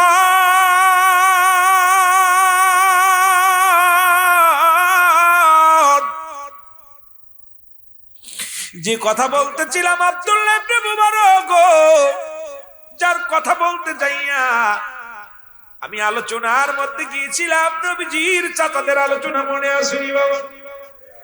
আব্দুল্লাহ ইবনে মুবারক উনি কি করলেন বাবা শুনে নাও, মদিনায় কয় মদিনায় যাব না, ওই বছর মুসলমান হজে গেলেন যারা বাড়ি চলে আসলেন, আসিয়া আব্দুল্লাহ ইবনে মুবারকের বাড়ি আসলেন, এসে ডাকতে বলে আব্দুল্লাহ ইবনে মুবারক রে তুমি কেমন মানুষ, ও মুবারক তুমি কবে বাড়ি আসলাম, মানুষ 45 দিন পরে হজ করে বাড়ি ফেরে।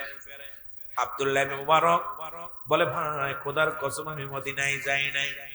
মুবারক তুমি হাজী মানুষ মিথ্যা বলো কেন, একই তাবুর মধ্যে জিয়ারত করলাম, একই তাবুর মধ্যে ঘুমাইলাম, একই জায়গা থাকলাম, তুমি বলো আমি মদিনায় যাই নাই।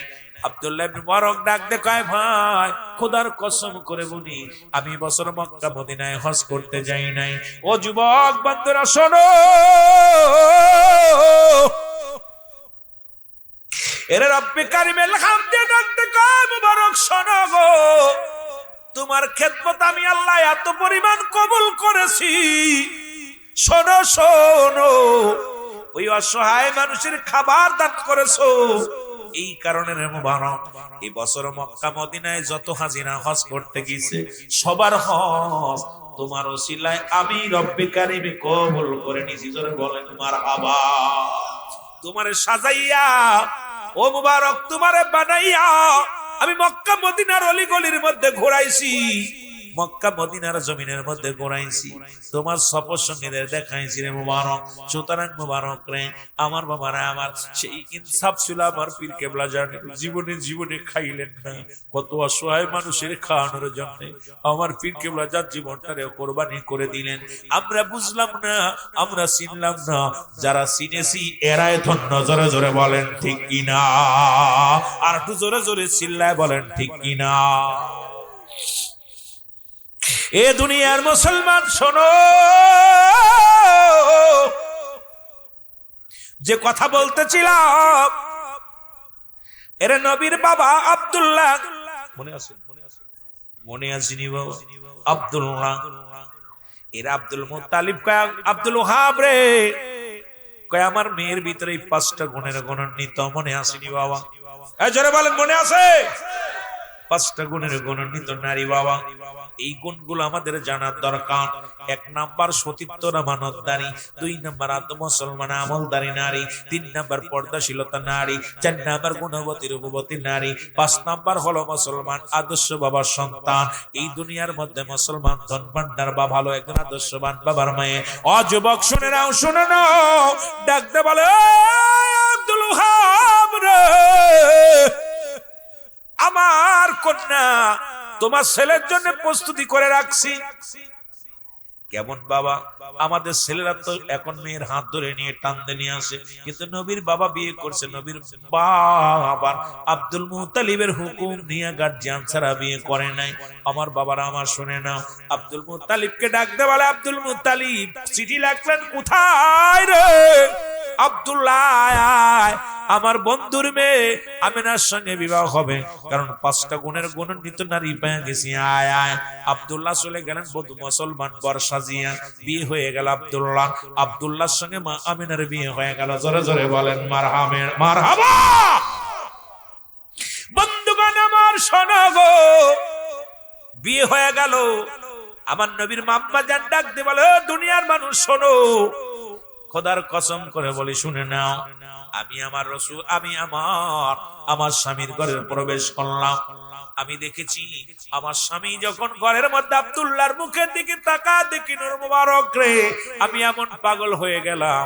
আব্দুল্লাহর মুখের দিকে যখন আমি তাকাইছি, তাকানোর সঙ্গে সঙ্গে আমার মনে হলো এই আব্দুল্লাহর কপাল থেকে নূরটা আমার গর্বের মধ্যে হাজির হয়ে গেছে। নূরে ঝলমল করে গো নবী সোনার মদিনা, বলো আল্লাহর নবী নূরের নবী, আল্লাহর নবী।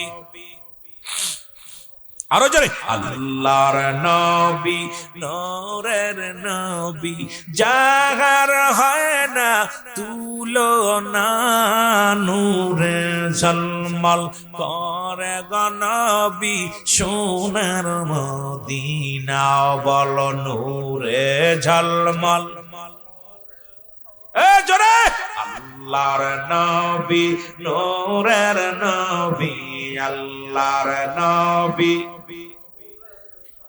এর যাহার হয় না তুলনা, বলো যাহার হয় না তুলনা, নূরে ঝলমল করে গো নবী সোনার মদিনা, বলো নূরে ঝলমল। হাজি ভাইরা হজে যাইও, দেশে এসে কই কান্দিয়া গো, ও ভাই হজে যাইও, দেশে এসে কই কান্দিয়া গো,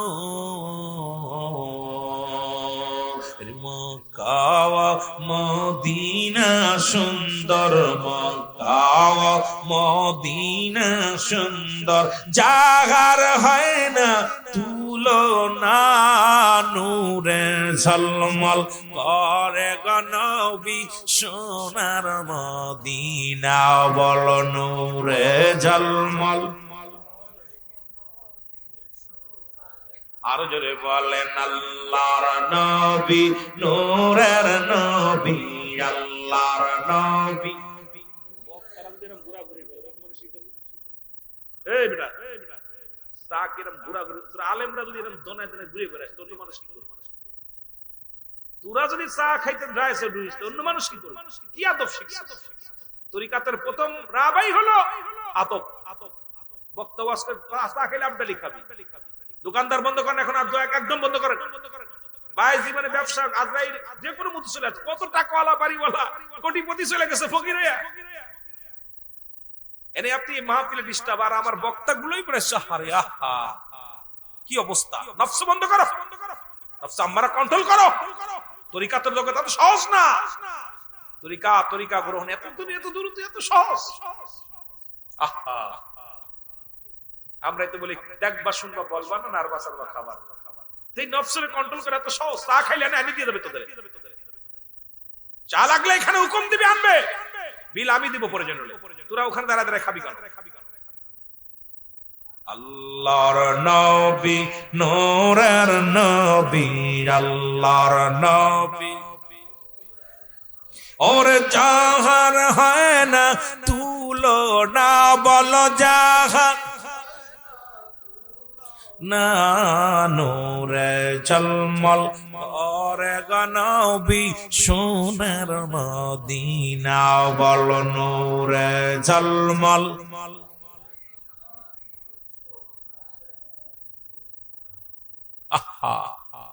হাজি বাইরা হজের সময়,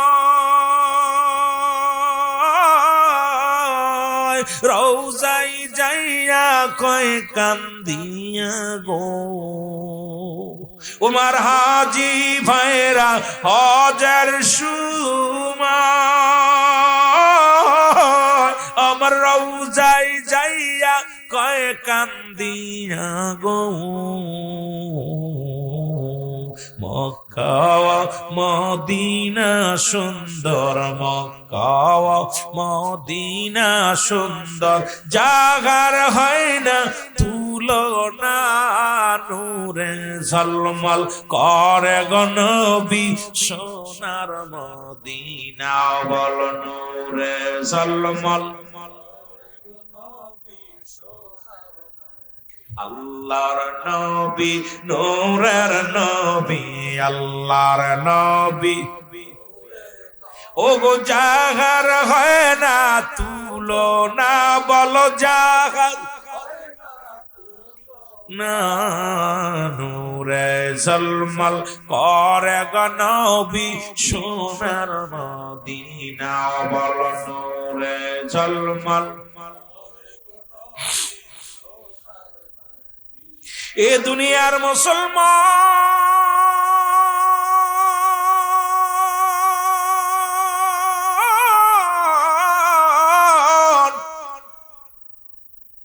আব্দুল মুত্তালিবের ছেলে আব্দুল্লাহ শাদী হলো, বিবাহ হলো।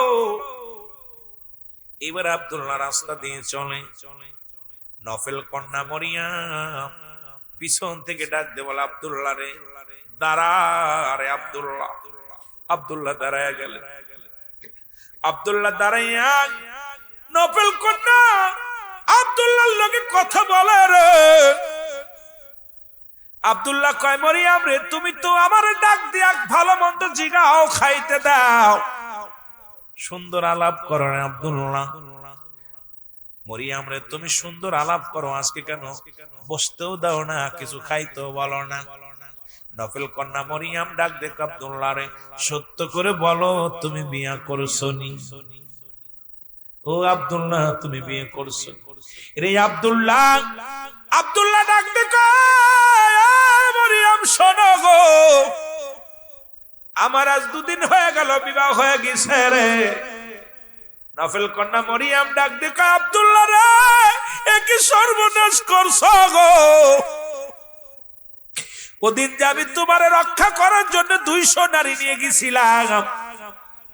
মরিয়াম, মরিয়াম ডাক দেখো, ও আব্দুল্লাহ শোনো, ওদিন আমি তোমার জন্য যাই নাই, কারণ আমার আব্বা তাওরাত কিতাবের পণ্ডিত, আমার আব্বা কিতাব পড়তো। আমি তোমার নবীজির আখির নবীর নূর কেমন হবে, আখির নবীর বাবা কেমন হবে, আখির নবীর বাপ কে হবে, এইগুলো শুনি আরে ও আব্দুল্লাহ আমি তোমার প্রেমে পড়ে গেছিলাম। আব্দুল্লাহ রে, এ আব্দুল্লাহ, মনে বড় আশা ছিল রে আমি তোমারে বিয়ে করব, আমি আখির নবীর মা হবার। আব্দুল্লাহ আমার কপালে হইল না। আব্দুল্লাহ রে, আমি একমাত্র নফলের কন্যা মরিয়াম, বাবার সম্পত্তি সব তোমারে দিয়ে দিতে চাইছিলাম, যা কিছু আছে জীবন জৈবন সুপে দিতে চেয়েছিলাম তোমার কদমের। আব্দুল্লাহ, আব্দুল্লাহ রে, তুমি আমারে ফাঁকি দিলা, আমি আখির নবীর মা হতে পারলাম না, আমি রহমতের নবীর মা হতে পারলাম না রে আব্দুল্লাহ। এই কষ্ট আমি বুকের ভিতরে ধারণ করলাম। আব্দুল্লাহ রে, আমি কথা দিলাম জীবনে আর কোনোদিন আমি বিয়ে করব না, যতদিন বেঁচে থাকি আব্দুল্লাহ আখিরি নবীর মা হয়ে বাঁচতে চাই, কারণ আমি আর জীবনে কোনোদিন শাদী করব না। মনে বড় স্বপ্ন ছিল, আশা ছিল রে আখিরি নবীর মা আমি হব রে দুনিয়ার মধ্যে। আব্দুল্লাহ রে, তুমি আমারে ঠকাইলা, ঠকাইলা, কারণ আমি আখিরি নবীর প্রেমের পাগল। জোরে জোরে চিল্লায় বলা যাবে না মারহাবা। নফল কন্যা মরিয়াম ডাকতে বলে, হে আব্দুল্লাহ, আমি প্রতিজ্ঞা করলাম জীবনে আর কোনোদিন শাদী করব না, কারণ তোমার ওই স্মৃতি ধরে বাঁচতে চাই। আমি আখির নবীর মা হতে পারি নাই, কিন্তু মা এই মনে যে আমি আখির নবীর মা, এইটা হিসাব করে আমি থাকবো। জীবনে মরিয়াম বিয়ে করেন, কারণ আমার নবীর মা হওয়ার জন্য আফসোস করেছিল। আজকে যারা বিনা মুসলমান, শোনো, বিনা কষ্টে, বিনা কষ্টে, বিনা চাওয়ায় যারা আখির নবীর উম্মত হতে পারলাম, আমরা বড় ধন্য। বিনা চাওয়ায়, বিনা কষ্টে আখিরি মুজাদ্দিদের মুরিদ সন্তান হতে পারলাম, আমরা বড় ধন্য। কারণ এই জামানার মহাকামেল আমার মুর্শিদ, আমার একেবারে আমার পীর মাসে, আমার দয়াল পীর, যার তুলনা হয় না, যিনি এই জমিনের মধ্যে আসা পর মুসলমান শুনে নাও, এই এলাকার মানুষগুলো আমার হুজুর বললেন বাবা, তখন এই জমিনের মানুষগুলো প্রথম যখন মানত করা শুরু করলো, আত্মশীল হুজুর, এই এলাকার মধ্যে শুধু হিন্দু রাজ্য ছিল। এ জানপুরের বাবারা শোনো, হুজুর বলেন তখন এই জমিনের মধ্যে হিন্দু রাজ্য, মানুষ ইসলামের প্রতি তাদের টান ছিল না, ইসলামকে ভালোবাসতো না, বুঝতো না। আমি যখন আসলাম, যারা মুসলমান ছিল, যারা হিন্দু ছিল, সবাই আগে যখন গাছে পরোটা ধরতো, এই ফলটা নিয়ে দরবারে হাজির হয়ে যেত। গাভীর দুধ হলে প্রথম দুধটা দরবারে দিত, ধান চাল হলে আগে দরবারে দিত, কারণ আলেমদেরকে সম্মান করত। আমরাও ছোটবেলা দেখেছি, আমি যখন এই মাদ্রাসায় লেখাপড়া করি, কত আম দুধ খেয়ে গেছি আপনাদের এলাকার মধ্যে। যখন নতুন আম উঠতো তখন দাওয়াত দিতেন, আমি 3-4 বাড়ি একসাথেও খেয়ে গেছি। বাবা দোয়া পড়ে গেছি, দোয়া করে মিলাদ পড়ে খেয়ে গেছি। এখন আর মৌলবীদের আর আম দুধ কেউ খাওয়ায় না, কারণ বেদাত করতে করতে মৌলবীদের কপাল থেকে সব উঠে যাচ্ছে। জোরে বলেন ঠিক কিনা? আগে বাচ্চাদের খাওয়ানোর আগে, মুরব্বীদের খাওয়ানোর আগে, আগে আলেমদের পাতে আম দুধ না দিয়া, ফল ধরলে আগে আলেমদের পাতে। মুরগির নতুন ডিম হইলে প্রথম মুরগির ডিমটা আগে ওই মসজিদে দিছে, নাই কোনো মাওলানা সাহেবের হাতে দিছে। ঠিক কিনা? ঠিক কিনা? এখন মৌলবীদের কপালে খালি পোল্ট্রি খাচ্ছে আর বুড়ি হচ্ছে। পোল্ট্রি কত খাবি তোরা? জায়েজ আর বেদাত করবি, তোদের কপালে পোল্ট্রি জুটবে। এখন অবস্থা খুব খারাপ। জোরে বলেন ঠিক কিনা? আমার বাবারা, আমার হুজুর পাকের কাছে আমার পীর কেবলা জানাকে সব নিয়ে যেত। এইটা দেখে শরীয়তের মৌলবীরা চিন্তা করলো, কিরে আমরা এলাকার ইমাম, ধরেন আপনাদের মিজান বলানা ইমাম, ও চিন্তা করছে আমার মুসল্লিরা কিচ্ছু দেয় না, খালি আটটসি নিয়ে যায়। কারণটা কি? হাকিকতটা কি? তোদের কি হয়েছে রে? তোরা যুবকরা বসিস না, ওরে আজরাইল যে সময় আসবে তোরা কি জুয়ান দেখবে রে, ধরিয়ে একদম সাইজ করে ফেলবে। আহারে কবরের ভয় চিন্তা নেই। এই যে দেখেন, এই যে ভূমিকম্প হলো 13 জন মারা গেছে। ওই দিন আমি ঢাকা শহরে, আমার আমরা ওই দিন আমার ড্রাইভার গাড়ি ভিতরে একদম উল্টা পাল্টা করে ফেলেছে। আমার সামনে একটা বিশাল বিল্ডিং, কয়েকটা বিল্ডিং ঝুঁকে ঝুঁকে পড়ছে। আমার বাবারা ঢাকা শহর অবস্থা, একটা ঝাঁকি দিছে আল্লাহ। আহা, কুল্লু মান আলাইহা সব শেষ করে দিবে কে? আল্লাহ করে। এখনো তোদের ভয় হয় না? তোদের মতো কত হিরো জিরো হয়ে গেছে, মোটরসাইকেল অ্যাক্সিডেন্ট করে মরে যাচ্ছে। বিদেশ থেকে মরা কফিনে প্রতিনিয়ত শাহজালাল আন্তর্জাতিক বিমানবন্দরে, ঢাকা বিমানবন্দরে, জিয়া আন্তর্জাতিক বিমানবন্দরে প্রতিদিন 2-4টা লাশ আসতেছে, খালি মরা কফিনি হয়ে। ছেলে ইনকাম করতে গেছে, বাপেরে খাওয়াইবে, মরা লাশ হয়ে বাস্তা ভরে চলে আসছে। এই জন্য আমার বাজার যে কোনো মতে ডাক মরার কোন সিরিয়াল আছে, দেখা যায় গুরুটা বাইছে, বড়টা বাইছে আছে, মুরব্বিটা বাইছে মরে গেছে, মুরব্বিটা বাইছে আছে, গুরুটা মরে গেছে। বাপের কাছে সন্তানের লাশ, সন্তানের কাঁধে বাবার লাশ। তারপরে তোদের ভয় হয় না? অন্তর ভয় পাবে কেমন? ওদের অন্তরের ভিতর মোহর মেরে দিয়েছে আল্লাহ, যেটা বলে ঠিক কিনা? আহা, মোহর মারছে, বড় কষ্ট। আগের যুগের এই ঘুরে ঘুরে বেড়া, ঘুরে ঘুরে বেড়া, যা ব্যায়াম কর একটু, মহব্বতের সঙ্গে দুরূদ শরীফ পড়ুন। আল্লাহুম্মা সাল্লি আলা সাইয়্যিদিনা ওয়া আলা আলি সাইয়্যিদিনা। আরো জোরে বলুন আল্লাহুম্মা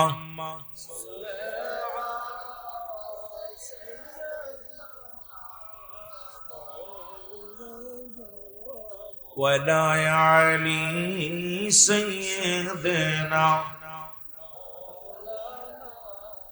এলাকার আলেমগুলো চিন্তা করলে আত্মসের হুজুরের সঙ্গে বায়াস করা লাগবে।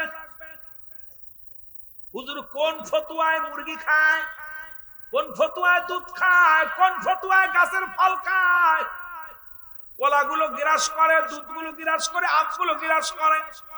আসলে এলাকার মানুষের জানা ছিল না হুজুর কারোর মুখাপেক্ষী ছিলেন না। তার বারেক ভাই নামে, এই যে আপনাদের মিল গেটে বাড়ি, বারেক ভাই খোড়া বারেক ছিল, তার নাম মনে আসেনি বাবা, হুজরা শরীফ খেদমত করে। উনি মারা গেছেন। উনি একদিন বলল, ভাই শোনো আমিন ভাই, হুজুর বড় অসুস্থ, মনে বড় শখ জাগলো, হুজুরের মনে হয় ভালো মন্দ রান্না করে খাওয়াইলে খাবে।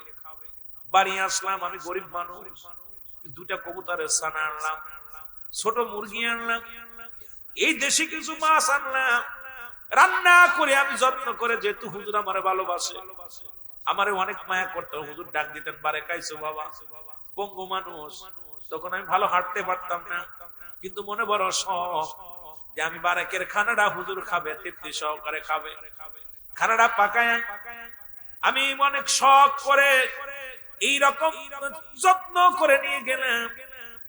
আমার হুজুর আমার ডাক হুজুরের কাছে গেলাম, এ মুসলমান শোনো, সারিন্দা সাহেবের বাবা মুসলমান ছেলে ফরাদ ভাই, উনি বললেন ফরাদ ভাই তখন যুবক, এ মুসলমান শোনো, উনার বাবাও আছে দরবারে, উনিও আছে দরবারে। আমি গেলাম খানা নিয়ে, খানাটা নিয়ে অনেক কষ্ট করে ওনাকে বুঝাইলাম, হুজুর খাবে, হুজুর বাইরের খাবার খাবে না, নিয়ে যান। হুজুর তো খায় না। আমি বললাম আমি অনেক আশা করে হুজুর আমার আনতে কইছে, আমি আনছি, মিথ্যা বললাম। হুজুরের কাছে জিগাইলাম, হুজুর আমার বাড়ি দাওয়াত। হুজুর বলেন, বাবা এই সময় যদি অন্য জাকের আসে তাদের তো নালিশ নিতে হবে না, আসে পাইলে বাড়ির মালিক যদি না পায় তাহলে আইসা তারা কষ্ট পাবে, আমি বাড়ির মালিক, আসে তো আমার দেখার জন্য, আসে যদি বাবা আমারে না পায়। কত মায়া করতেন মুরিদের জন্য, মুরিদকে কত ভালোবাসতেন। বারেক ভাই বললেন, আমি মিথ্যার আশ্রয় নিলাম, বললাম হুজুর বলছে বাবা আপনি রান্না করে আনবেন, খাবো। এই কথা শোনা পর ফরাদ ভাই আমার হাত থেকে বাড়িটা নিল, আমিও আস্তে আস্তে ঘুরাইতে ঘুরাইতে কোন রকম ঝাঁকি ঝুঁকি দিয়ে আস্তে আস্তে গেলাম। হুজুর আমার দিকে একটু রাগ নজরে তাকাইলেন, বারেক রে বাবা তুমি গরিব মানুষ, এত টাকা খরচ করতে গেলে কেন? আর হুজুর আমি কিছু আনি না, আপনার তো অনেকদিন খান না, খানাও খান না।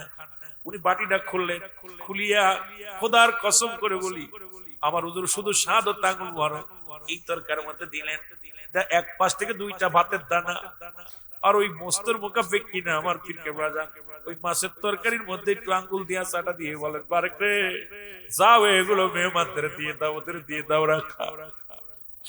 আমি অনেক করুণায় বিনয় করলাম। বারেক ভাই বললো, ভাই আমি অনেক ওনার হুজুরের কদমে বললাম, হুজুর আমি কষ্ট করে রান্না করে আনছি, আমার বিবি নামাজি, আমার মা নামাজি, আমার বোন নামাজি, আমার ভাইয়ের বউ নামাজি, এক ওয়াক্ত নামাজ ছাড়ে না, পাঁচজাগানে নামাজ আদায় করে, পর্দাশীলতা আমার বাড়ি ফ্যামিলি সব। হুজুর বলে, আমি কি বাবা কিছু বলছি আপনারে?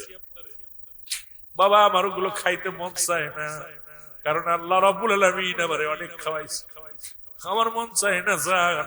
যাদের পরাণে চায় তাদের খাওয়ায়া দে। বারেক বলেন, আমি বড় কষ্ট পাইলাম। এবার রাত যখন হয়ে গেল,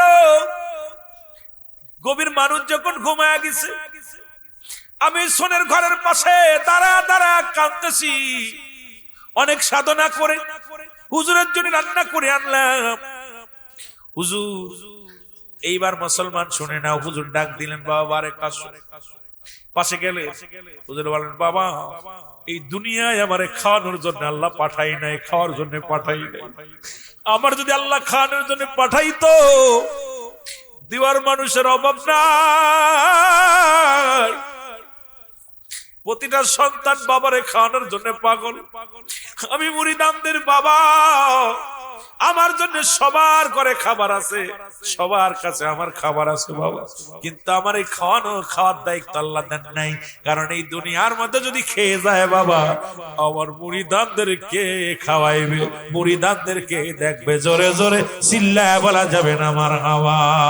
মুর্শিদ আমার এতিম বানাইছে, আর মুর্শিদ আমার এতিম বানাইছে, আমাকে বোঝাইয়া দিবে রে, আমাকে শিখাইয়া। মুর্শিদ আমার এতিম বানাইছে, বলেন মুর্শিদ আমার। ওই আমি যখন থাকি মুর্শিদের ধ্যানে,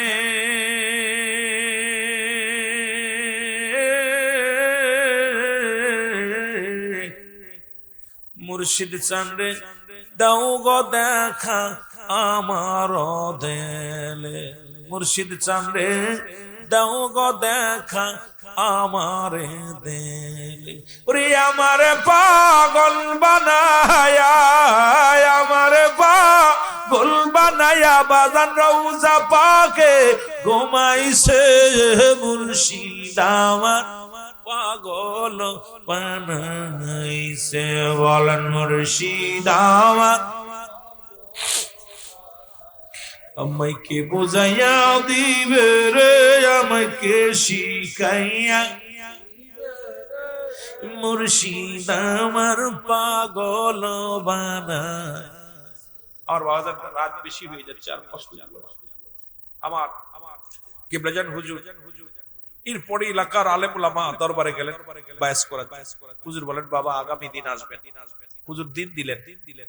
এই এলাকা থেকে কিতাবাদি বইরা নিয়ে হুজুরের কাছে বায়াস করতে গেছে। বায়াস করতে গেছে, কথা বুঝেন কি করতে গেছে? বায়াস করতে গেছে এলাকার মানুষ। তো হুজুরের 10টায় বায়াস, সদরপুরের মানুষ, ফরিদপুরের মানুষ, সব আলেম উলামা ফঙ্গ ফালের মতো ছুটে গেছে আটটুসির বায়াস দেখার জন্য। মুরব্বিরা সব হুজুরের কাছে গেছে। হুজুর বায়াস হবে, হুজুর আসতে আসতে দেরি করবো। 10টায় বায়াস, হুজুরের কাছে ঢাকা থেকে কিছু লোক আইছে, তাদের নালিশ নিয়ে তাদেরকে তরিকা দিয়ে আসতে একটু দেরি হয়েছে। আয় দেখে মানুষজন হাজার হাজার মানুষ বসে আছে। হুজুরের কাছে গেছে, হুজুর বলছে, বাবা আপনি যে এইগুলো খান, এইগুলো ফতুয়া দেন, কোন ফতুয়ায় খাওয়া যাবে? ফতুয়া নেওয়ার জন্য আসছে। হুজুর বলেন, বাবা আপনারা তো বিচার বসছেন, তা এখানে বিচারক কে? বাবা একজন সভাপতিত্ব প্রয়োজন, একজন সভাপতির প্রয়োজন। বলে, জি হুজুর, উনি হলো অমুক মাদ্রাসার প্রিন্সিপাল, উনি হলো অমুক মাদ্রাসার হেড মুহাদ্দিস, উনি হলো অনেক মাদ্রাসার ভাইস প্রিন্সিপাল।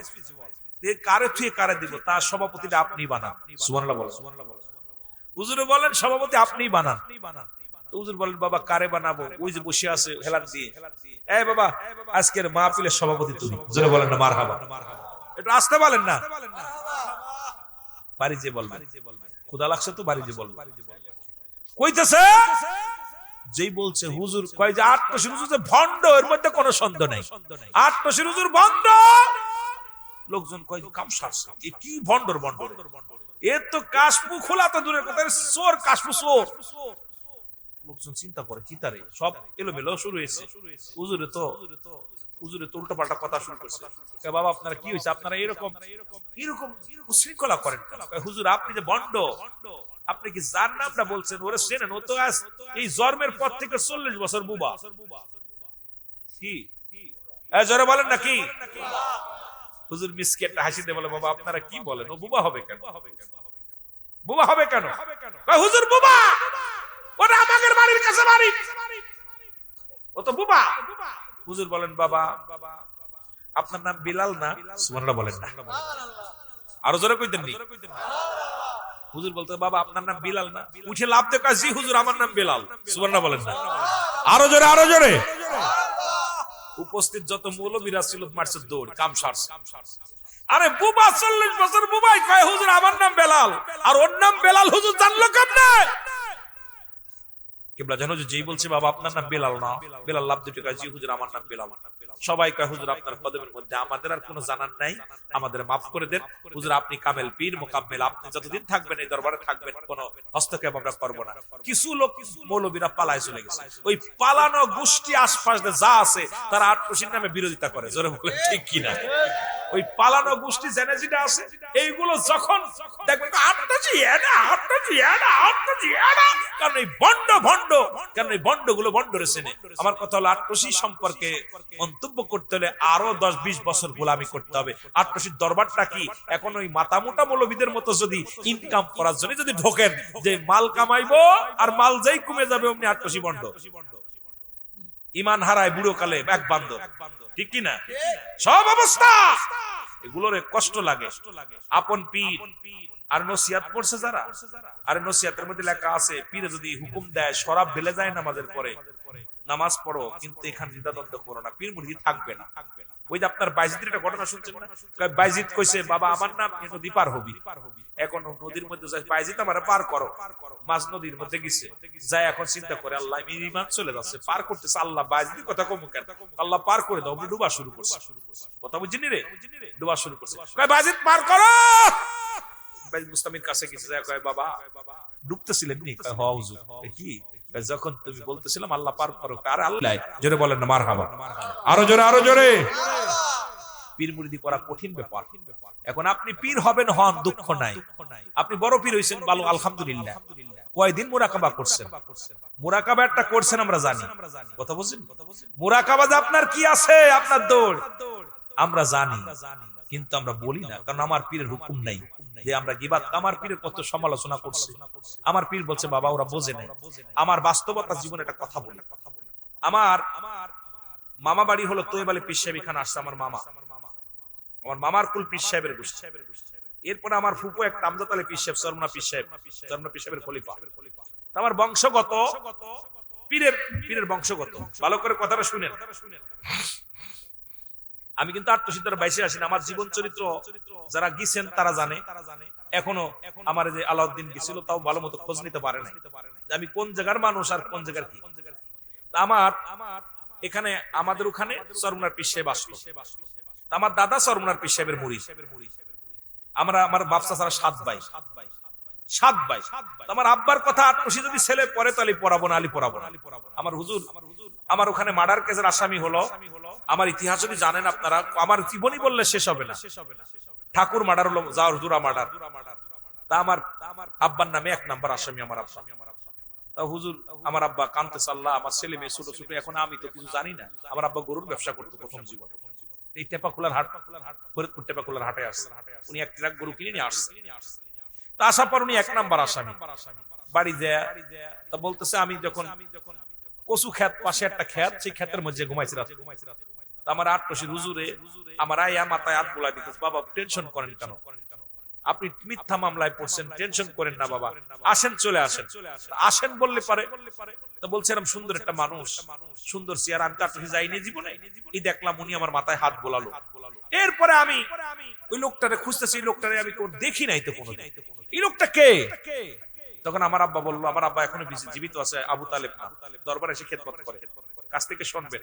আমার আব্বা কান্দে, এখনো দরবারে আসলে রওজা পাকতে বের হয় না, উনি কোথাও খালি রওজায় ঢুকে যায়, এই রওজা আমার আপন পীর, যেখানে আমার দুনিয়ার দরকার নেই, আমি যা পাইছি, আমি আগুন পাইছি, সাহেব দরকার নেই আমার, আমার আগুন পূজা করি। সুবহানাল্লাহ বলে। আমার বাবা জান বললো, এবার আমি পরের আমার আয়সা আমাদের বাড়ি আসলো, পুলিশে আসলো, আয়সা বাঙ্গাচোরা করলো, মালকুরব না কি কয় সেটা শুরু করছে, সবকিছু নিয়ে যাবে। এখন একটা লাগাই দিছে, দরজার পাশে একটা লাগাই দিছে যে মালামাল যা আছে সব নিয়ে যাবে সরকার। এখন এই কয়দিন ধরা না দিলে এই বলে নিয়ে যাবে। এখন আমার আব্বা বললো যে আমি এরকম পাঠের এখান থেকে অনেক দূরে যে বসে শুয়ে কাঁদতেছি, কাঁদতে কাঁদতে আমার মুর্শিদ যে কেমন, আমার মুর্শিদ মাথার ভাগ বাবা, ফরিদপুর যেখানে যে জেলায় যান বাবা, ওই জেলার মধ্যে আমার বসত বাড়ি বাবা, ওখানে অল্প একটু দূরে বাবা সদরপুর আটটুসি। সুবহানাল্লাহ বলেন না? হুজুর একদম দেখা দিছে আটটুসি বাবা, যেই পরিধি আমি আটটুসি খাজা বাবু ফরিদপুর, উনি ওখান থেকে দোষ শুরু করছে, আমি ওখানে আর বাড়ি যাইনি, ওখান থেকে আমি আড়াআড়ি কোনো গাড়িতে উঠি নাই, আড়াইটা দিন আমি হেঁটেছি এই মাগুরা থেকে আস্তে আস্তে করে হেঁটে হেঁটে হেঁটে আড়াআড়ি, কারণ রাস্তায় উঠলে পুলিশে ধরবে আর আমাকে করজ দিয়ে দেবে, মানে আমি দুইটা মার্ডারের কেসের আসামি, এক নাম্বার আসামি, আমাকে মেরে ফেলবে। আমি আড়াআড়ি আড়াআড়ি যাইতে যাইতে যাইতে আসলাম, আর শুনতে শুনতে মানুষ ভাই আটটুসি ফরিদপুর কনে সদরপুর কনে সদরপুর আসলাম, এই আস্তে আস্তে আস্তে আস্তে নদী নালা পার হয়ে আমি গানসাপুরে নদী খাল পার হয়েছি। মানুষের যে বলবো যে আমাকে পার করে দাও যদি আমার পরিচয় জেনে যায়, কারণ আমার তো ছবি টানায় দিছে সব জায়গায়, পুরো জেলায় ছবি টানায় দিছে, বলানোর মতো জায়গা নেই। আমি গামছা পরে, গামছা লুঙ্গি মাথার মধ্যে বেঁধে আমি সাতরায় দরবার আসলাম। আসার পর আমার পীর কেবলা জানে সব, যখন দেখছি এক নজর দেখি আমি পাগল হয়ে গেছি। আমি যখন আইছি দেখি আমার যে লোকটা আমার মাথায় দুদিন হাত বুলাইছে, এই লোকটাই দেখি আমি আয়া পাইছি। সুবহানাল্লাহ বলেন না? আসার পর আমার হুজুর আমার বললো, বাবা আপনি কি করবেন? আপনি পিয়াজ চলতে যান। প্রথম গুলো পাথর ইট ভাঙেন, আমি নতুন মসজিদ হবে এখানে ইট ভাঙেন, ইট ভাঙলাম। 3 দিন ভাঙার পর বললো, বাবা রসুন পেঁয়াজ চলেন। তো হাত চুলে গেছে, রসুন পেঁয়াজ চলতে যায় ওই রস লাগে আর পোড়া জ্বলা করে, জ্বলার জ্বলে জ্বলে ওঠে, জ্বলে জ্বলে। আমি চিন্তা করলাম এখানে 5 দিন আমার খেদমত হওয়ার পর হুজুর পাক বলতেছে, বাবা আবু তালেব বাড়ি চলে যান। সুবহানাল্লাহ বলেন না? হুজুর বলছে, বাবা আবু তালেব বাড়ি চলে যান। তা আমি চিন্তা করলাম হুজুর মনে হয় আমার দাগি আসামি, আমার রাখবে না, কারণ এই জন্য আমার বাড়ি ফাটাই দিচ্ছে, আমি দাগি আসামি তো আমার রাখবে না। তা আমি বাড়ি, তারপর হুজুর হুকুম দিছে আমারে, বললো গোলেবার খা, মাটি কাটা গ্রুপের গোলেবার খা। উনি ছিল, তা উনি বলতেছে আপনারা যেহেতু বিদায় দিচ্ছে আপনি দেরি করে না চলে যান। তো উনার কাছ থেকে আমি কিছু টাকা হাওলাত নিলাম, 200 টাকা না কত বললো, এইটা টাকা নিয়ে হাওলাত নিয়ে বাড়ি আসলাম। তাও গোপনে গোপনে কিছু হাইটে ওই যেই টাউন টুকের পাশ দিয়ে হাইটে চলে আবার পার হয়ে ইসি উঠি, ভ্যানে উঠি, সোয়েলা ভ্যানে, এই সব জায়গা সোয়েলা ভ্যান, এই অবস্থায় গেলাম। যা পথ আমার বাবারা, আমি যাই দেখি বাড়ি যে অনেক পুলিশ। আমি চিন্তা করলাম আর হুজুর আমার ধরাই দিল, সে খেদমতে নিল আবার আমার ধরাই দিল।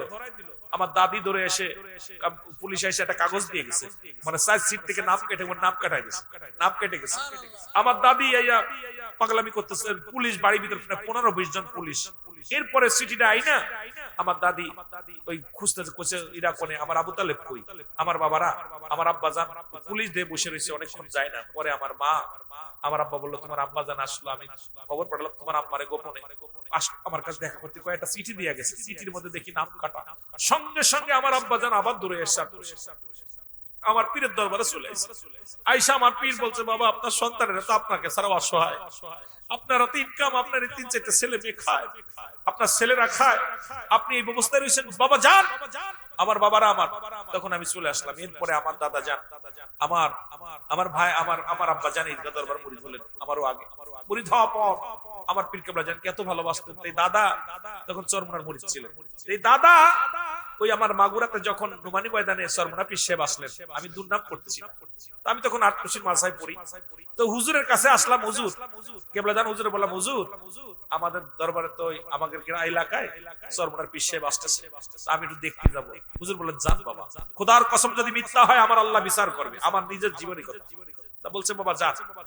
আমি চলে গেলাম এখান থেকে, যাই এখান থেকে পরের দিন ওই দিন মাহফিল ছিল মস্তান সাহেবের বাড়ি, কামারখালী মস্তান সাহেবের বাড়ি, ওখানে যাই কামারখালী মাহফিল করলাম, মাহফিল করে বাইকের সাথে চলে গেলাম বাড়ি যায় ওনার মাহফিলে গেছি, আমার দাদা ওনার সাথে করে নিয়ে, আমার কারি সাহেব হান্নুকারী নাম এখন বেঁচে আছে, উনি আমার সাথে করে নিয়ে গেলেন চরমনা পীর সাহেবের কাছে।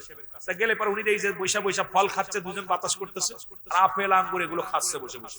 যদি মিথ্যা হয় আমার আল্লাহ এখনই গজব দেবে, আমি সত্য কথা বলতেছি, খাচ্ছে। আমার দাদা হান্নুকারী সাহেব বলতে, হুজুর এই ছেলেটা আপনার মাদ্রাসায় ভর্তি করেন, কালকে ভর্তি করে দেন, বেশি দেরি করেন না যান। আমার বলতো তুমি কোথায় পড়ো? আমি মানুষ যায় ঠিক না, এরকম আর তুই কোনো মানুষ যায় আর তুই তো জিন ভূত যায়, জিন ভূত যায়।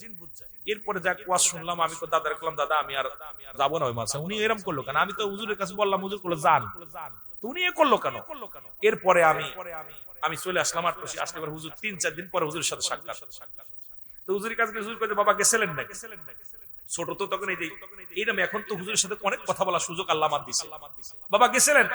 তখন আমি, হুজুর গেছিলেন? জি হুজুর। ওই বাবা সব জায়গায় যেতে হয়, বিচরণ করতে হয়। তা ওই যে দেখলাম পৃথিবীর মধ্যে এমন পীর, এমন মহান বান্ধব যে কোনোদিন কাউকে ঘৃণা করেন নাই, কাউকে কোনোদিন ওই করেন, কারোর বিরোধিতা কোনোদিন সমালোচনা করেন নাই। কিন্তু আমার পীর আমি দেখেছি আমার জীবন দশায়, যেমন মহান পীর, তার নামে কত মানুষ কত দুর্নাম দিল, কতজন কত কথা বলল। এমন ওয়াজ করছে যে পীর সাহেব যদি ঘর থেকে বাইর হতে পারে তাহলে পারে আমার দল বল নিয়ে আটশো মুরিদ হব। আমার কথা ভাই, তারা তো মারা গেছে, এখনো মুরিদ হই নেই, তারা আবার আমাদের বড় বড় কথা বলে। এটা সুযোগ উপায় কিসের জন্য? আমাদের কিছু মাতামুটা মুরিদ আছে, মাতামুটা কিছু মৌলবী আছে, এই সুযোগটা করে দেয়। তবে মিটা মেয়া শোনো, যার সমালোচনা নাই তার প্রচার প্রসারিত নাই। দয়াল নবী তার গায়ে পাথর মারছে, নবীকে আক্রমণ করেছে, আমার নবী পাথরের আঘাত খেয়েছে, নবী মাটি পেটে পাথর বাঁধছে, নবী মাটি টানছে। সুতরাং আমার নবীকে নিয়ে সমালোচনা কম করে নাই। নবীর চাচারা আমার নবীকে কাফের উপাধি দিচ্ছে, আমার নবীকে জাদুকার উপাধি দিচ্ছে, কিচ্ছু যায় আসে নাই। আমার নবীকে সারা বিশ্ব চিনছে, কুল কায়নাত চিনছে। আর আবু জেহেলের গায়ের উপর মানুষ আগা করে, যারা বলেন ঠিক কিনা, কি দেয়? হাগু দেয়। সুতরাং যারা সমালোচনা করবে এরা আবু জেহেলের গোষ্ঠী সারা জীবন করবে। তোমরা কি করেছো? বিশ্ব পাগল বানাইছে আমার পীর কেবলা জান। জোরে বলেন ঠিক কিনা, আরো জোরে বলেন ঠিক কিনা। এমন মহান পীর, মহান সাধক আর আসবে না। এই যে আমার পীর কেবলা জান, আরে বলছে আখিরি মুজাদ্দেদ, এটা নিয়েও সমালোচনা। সুতরাং ও তো তরিকাই বুঝি না আমরা। নকশবন্দিয়া, মুজাদ্দিদিয়া, কাদরিয়া, সিস্তিয়া, নকশবন্দিয়া, মুজাদ্দিদ, চারটা তরিকা। তরিকা অনেকগুলো আছে। তরিকা শব্দের অর্থই রাস্তা। ইহদিনাস সিরাতাল মুস্তাকিম, সরল সঠিক পথ।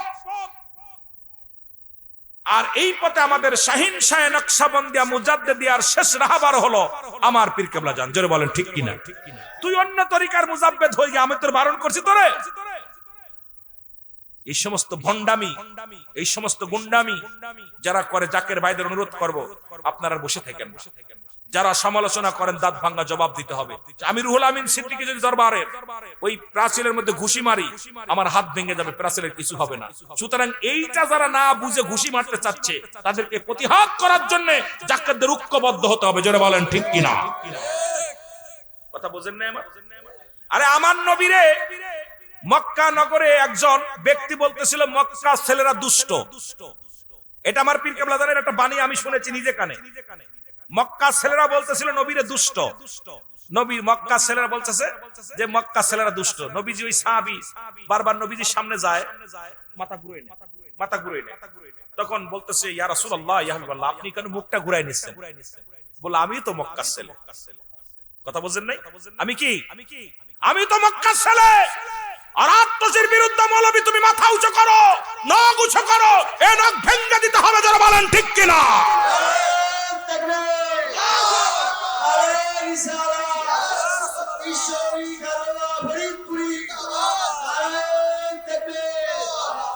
আপনারা যদি আমার পীরকে ভালোবেসে থাকেন, এই জান গেট আমার পীর বলছে ফরিদপুর 1 নাম্বার গেট, দরবার শরীফের দায়রার 1 নাম্বার গেট। সে যত বড় পান্নালা হোক, দরবারের দিকে আঙ্গুল তুললে তার আঙ্গুল ভেঙে দিতে হবে। জোরে বলেন ঠিক কিনা। কারণ আমরা শরিয়া অনেক সহ্য করেছি, আর সময় নাই, আর সময় নাই। অনুরোধ করব পৃথিবীর মধ্যে সবচেয়ে বড় ক্ষতি করেছে মুনাফিকরা ইসলামের। যারা বলেন ঠিক কিনা? এই আল্লাহ কামিনান নাস, মানুষের মধ্যে মায়া করু, তারা বলবে আমান্নাতুল ঈমান আনসে বিল্লাহি, আল্লাহর প্রতি, ওয়া বিল ইয়াউমিল আখির, আখিরাতের প্রতি বিশ্বাস স্থাপন করছে, মা কুম বিমুমিনিন। একদল মুনাফিক, এই মুনাফিকগুলো তৎকালীন ছিল মানুষের মধ্যে। নাস শব্দের অর্থ হলো মানুষ।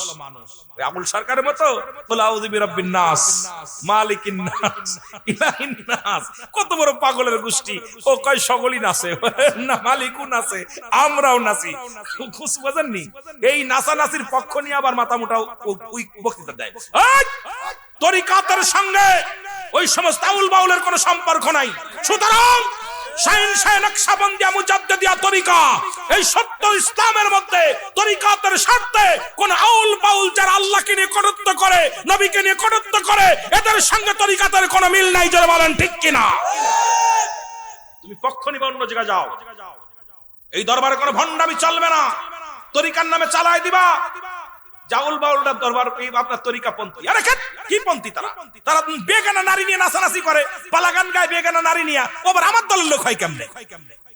কোন পীর সাহেব কি বেগানা নারী নাচে? এই আউল বাউল নিয়ে তাদের পক্ষে কথা বলো, এই মৌলবীরু ফাঁসি দিতে হবে। আমার কথা হলো, আমি সরকারের কাছে দাবি করব, এই আবুল সরকারের ফাঁসি তো হবেই। এরপরে আমাকে যে ভালোবাসলো না বাসলো কিচ্ছু যায় আসে না। তবে এই তাদেরকে যারা এদের সাপোর্ট করে, যারা আল্লাহকে নিয়ে কটূক্তি করেছে, তাদের পক্ষ নিয়ে আপনার ওই সাজেশন দিতেছে, আপনার ব্যাখ্যা বিশ্লেষণ করতেছে, এরা হলো ওদের দালাল। সুতরাং এই সত্য তরিকা এইটা তুমি মানতে পারো না, আর তুমি চলে যাচ্ছ আউল বাউলের পক্ষ নিয়ে। তোমাদের ফাঁসির মঞ্চে ঝুলতে হবে। যারা বলেন ঠিক কিনা? এগুলো নিয়ে আল্লাহকে নিয়ে কটূক্তি করা, রাসূলকে নিয়ে কটূক্তি করা, সাহাবীদেরকে নিয়ে কটূক্তি করা, কোরআনের ভুল ধরেছে। কত বড় বদমাইশ! কথা বুঝেন নাই? আম্মা জান আয়েশাকে নিয়ে কটূক্তি, আরেকজন কয় আল্লাহরে হালার হালা। কথা বুঝেন না? কথা বুঝেন নাই? আল্লাহ হালা, কত বড় বদ! আর এদের পক্ষ নিয়ে তুমি কথা বলো। এই জন্য আমার পীর কেবলা জান শরিয়াতের সরাজারি, তরিকাতের মহাজ্ঞানী, হাকিকতের হক ভান্ডারী, মারিফাতের মাওলানা পীর কেবলা জান এই চার কান্ডানটাকে এক করে এক সুতায় গেতে তারপরে এই প্ল্যাটফর্মটার নাম হলো শাহিন শাহ নকশবন্দিয়া মুজাদ্দিদিয়া। জোরে বলেন মারহাবা, আরো জোরে বলেন মারহাবা। এই তরিকার রাহবার হলো আমার খাজা বাবা সিদাল্লামা বিশ্বলি ফরিদপুরি। জোরে বলেন না মারহাবা, আরো একটু জোরে বলেন মারহাবা। তিনজন মুরিদ বানায় ফেসবুকে দিয়া মনে বড় বড় পীর সাহেব। কথা বুঝেননি? আর ওই রামটা আমিরুল আমিন সিদ্দিকের মুরিদ বানাইলে 2-1-10 লক্ষ হইছে। কথা বুঝেননি? ফেসবুক পীর আর আমার পীর তো কোনোদিন কারো বাড়ি যায় নাই। আপনি পরের বাড়ি যায় দোয়া, আমার পীর কোনদিন আইছে নি আপনার বাড়ি? কোনদিন আইছে? তার বিরোধিতা করতে আমার খুব আশ আছে। কোথায় জুতার কালি আর কোথায় মোজার আলী? কথা বুঝেননি? আরে আমার পীর তো সারা বিশ্বটারে পাগল বানাইছে। আঙ্গুল লাগাইয়া সিনাই কি খেলা খেলায়, বলো আঙ্গুল লাগাইয়া সিনাই কি খেলা। ওরে বিশ্ব পাগল করেছে 18 সিরি বাবাই, বলো বিশ্ব পাগল করেছে 18 সিরি বাবাই। আঙ্গুল লাগাইয়া সিনাই কি খেলা, বাবার আঙ্গুলের কি গুণ, সিনাই লাগিলে পারে করে গুনগুন। বলেন আঙ্গুলের কি গুণ, সিনাই লাগিলে পারে করে গুনগুন। ওরে বিশ্ব পাগল করেছে, বিশ্ব পাগল করেছে 18 সিরি বাবায়, আঙ্গুল লাগাইয়া সিনাই কি খেলা। আমার বাবা তো কোনোদিন আমেরিকা যায় নাই, লন্ডন যায় নাই, ভারতে যায় নাই, সব মাগুরা গেছে, নিকুনা গেছে। আমার আনলো কেমনে? বরগুনা গেছি, এরে শরিয়াতপুর গেছি, কথা কইতেন নি। ওরে বাবারে বাবা, ওইটার বাড়ি হলো সেই আপনার কি সিরাজগঞ্জ গেছি নি। আরে আমার পীরের বাড়ি মঠবাড়িয়া গেছি নি, কথা কয় না। এ গেছে ভান্ডারিয়া গেছে, এ কথা কয় না গেছে। মধু আহরণের জন্য ভ্রমর গুনগুন করে গান গাতে গাতে যায়। বনের ভিতর ফুল ফোটে, এর ভিতর মধু থাকে। মধু কোনোদিন কোন জায়গায় দৌড়দৌড়ি করে না, ও জায়গায় থাকে। আর এই ভ্রমর গুলো খাওয়ার জন্য গুনগুন করে দৌড়ায়। আমরা হলাম ভ্রমর, মধু আমার খাজলা জান হুজুর খাজা ফরিদপুরি। আমরাই মধু আহরণের জন্য পাগল হয়ে ছুটি। জোরে বলেন ঠিক কিনা? আরো জোরে বলেন ঠিক কিনা? সুতরাং আপনাদের কাছে আমার দাবি একটা, এতদিন যা হয়েছে হয়েছে, আমি মেনে নিছি। আমার দরবার শরীফ নিয়ে, আমার পীর কেবলার জানকে নিয়ে যদি কোনো ব্যক্তি আঙ্গুল তোলে, আপনি যদি ইমানই জাকের হন, আপনি যেখানে থাকেন সেখান থেকে প্রতিবাদ করতে হবে। কারণ পীরের আওলাদ বলে দেবে না প্রতিবাদ করতে, পীরের ছেলেরা বলবে না প্রতিবাদ করতে। আপনি আপনার বাবার সম্মান কেমনে রক্ষা করবেন, আপনি ইজ্জত কেমনে রক্ষা করবেন, আপনার ইমানই দায়িত্ব। সুতরাং সে মৌলবী হোক আর মৌলানা হোক, তার পাশে যত শিল্ডার হয় হোক, আমাদের কিচ্ছু যায় আসে না। যখনই পুকুরিয়াতে যাবে, সঙ্গে সঙ্গে ধরে তাকে পাকড়া করতে হবে। জোরে বলেন ঠিক কিনা? যেহেতু 1 নাম্বার দায়রা গেট, খবর রাখতে হবে এখানে এসে যেন আস্তানা না কাটতে পারে, এই ফরিদপুরের জমিনে যেন আস্তানা কাটতে পারে। এই জন্য আমি করজোরে দাবি করব, এই জমিনটা আমার পীর কেবলাদানের জমিন। এই জমিনে কোনো ভণ্ড মিথ্যাবাদী কাজ্জাবের কোনো ঠাঁই হবে না। জোরে বলেন ঠিক কিনা? এটা আপনাদের ইমানি দায়িত্ব, ইমানি দায়িত্ব। আর এইটা যদি আপনারা আশ্রয় দেন, এটা যদি আপনি প্রাধান্য দেন, আমি মনে করি আপনি মুনাফিক জাকের। কথা বোঝেন নাই? আমি এত বিস্তারিত বলবো না। একটা কথা, এই জানপুরের জমিন আমার পীর কেবলাদানের জমিন, এই জানপুরের জমিন আপনাদের জমিন, আটরশির জমিন আপনাদের জমিন। এই জমিনের মধ্যে আমি রুহুল আমিন আইয়া খুঁটোগার বোয়ার পীরের নামে দুর্নাম করব। রুহুল আমিনের একদম যেমনে যেরাম পারা যায় সেই রকম করবো। জোরে বলেন ঠিক কিনা?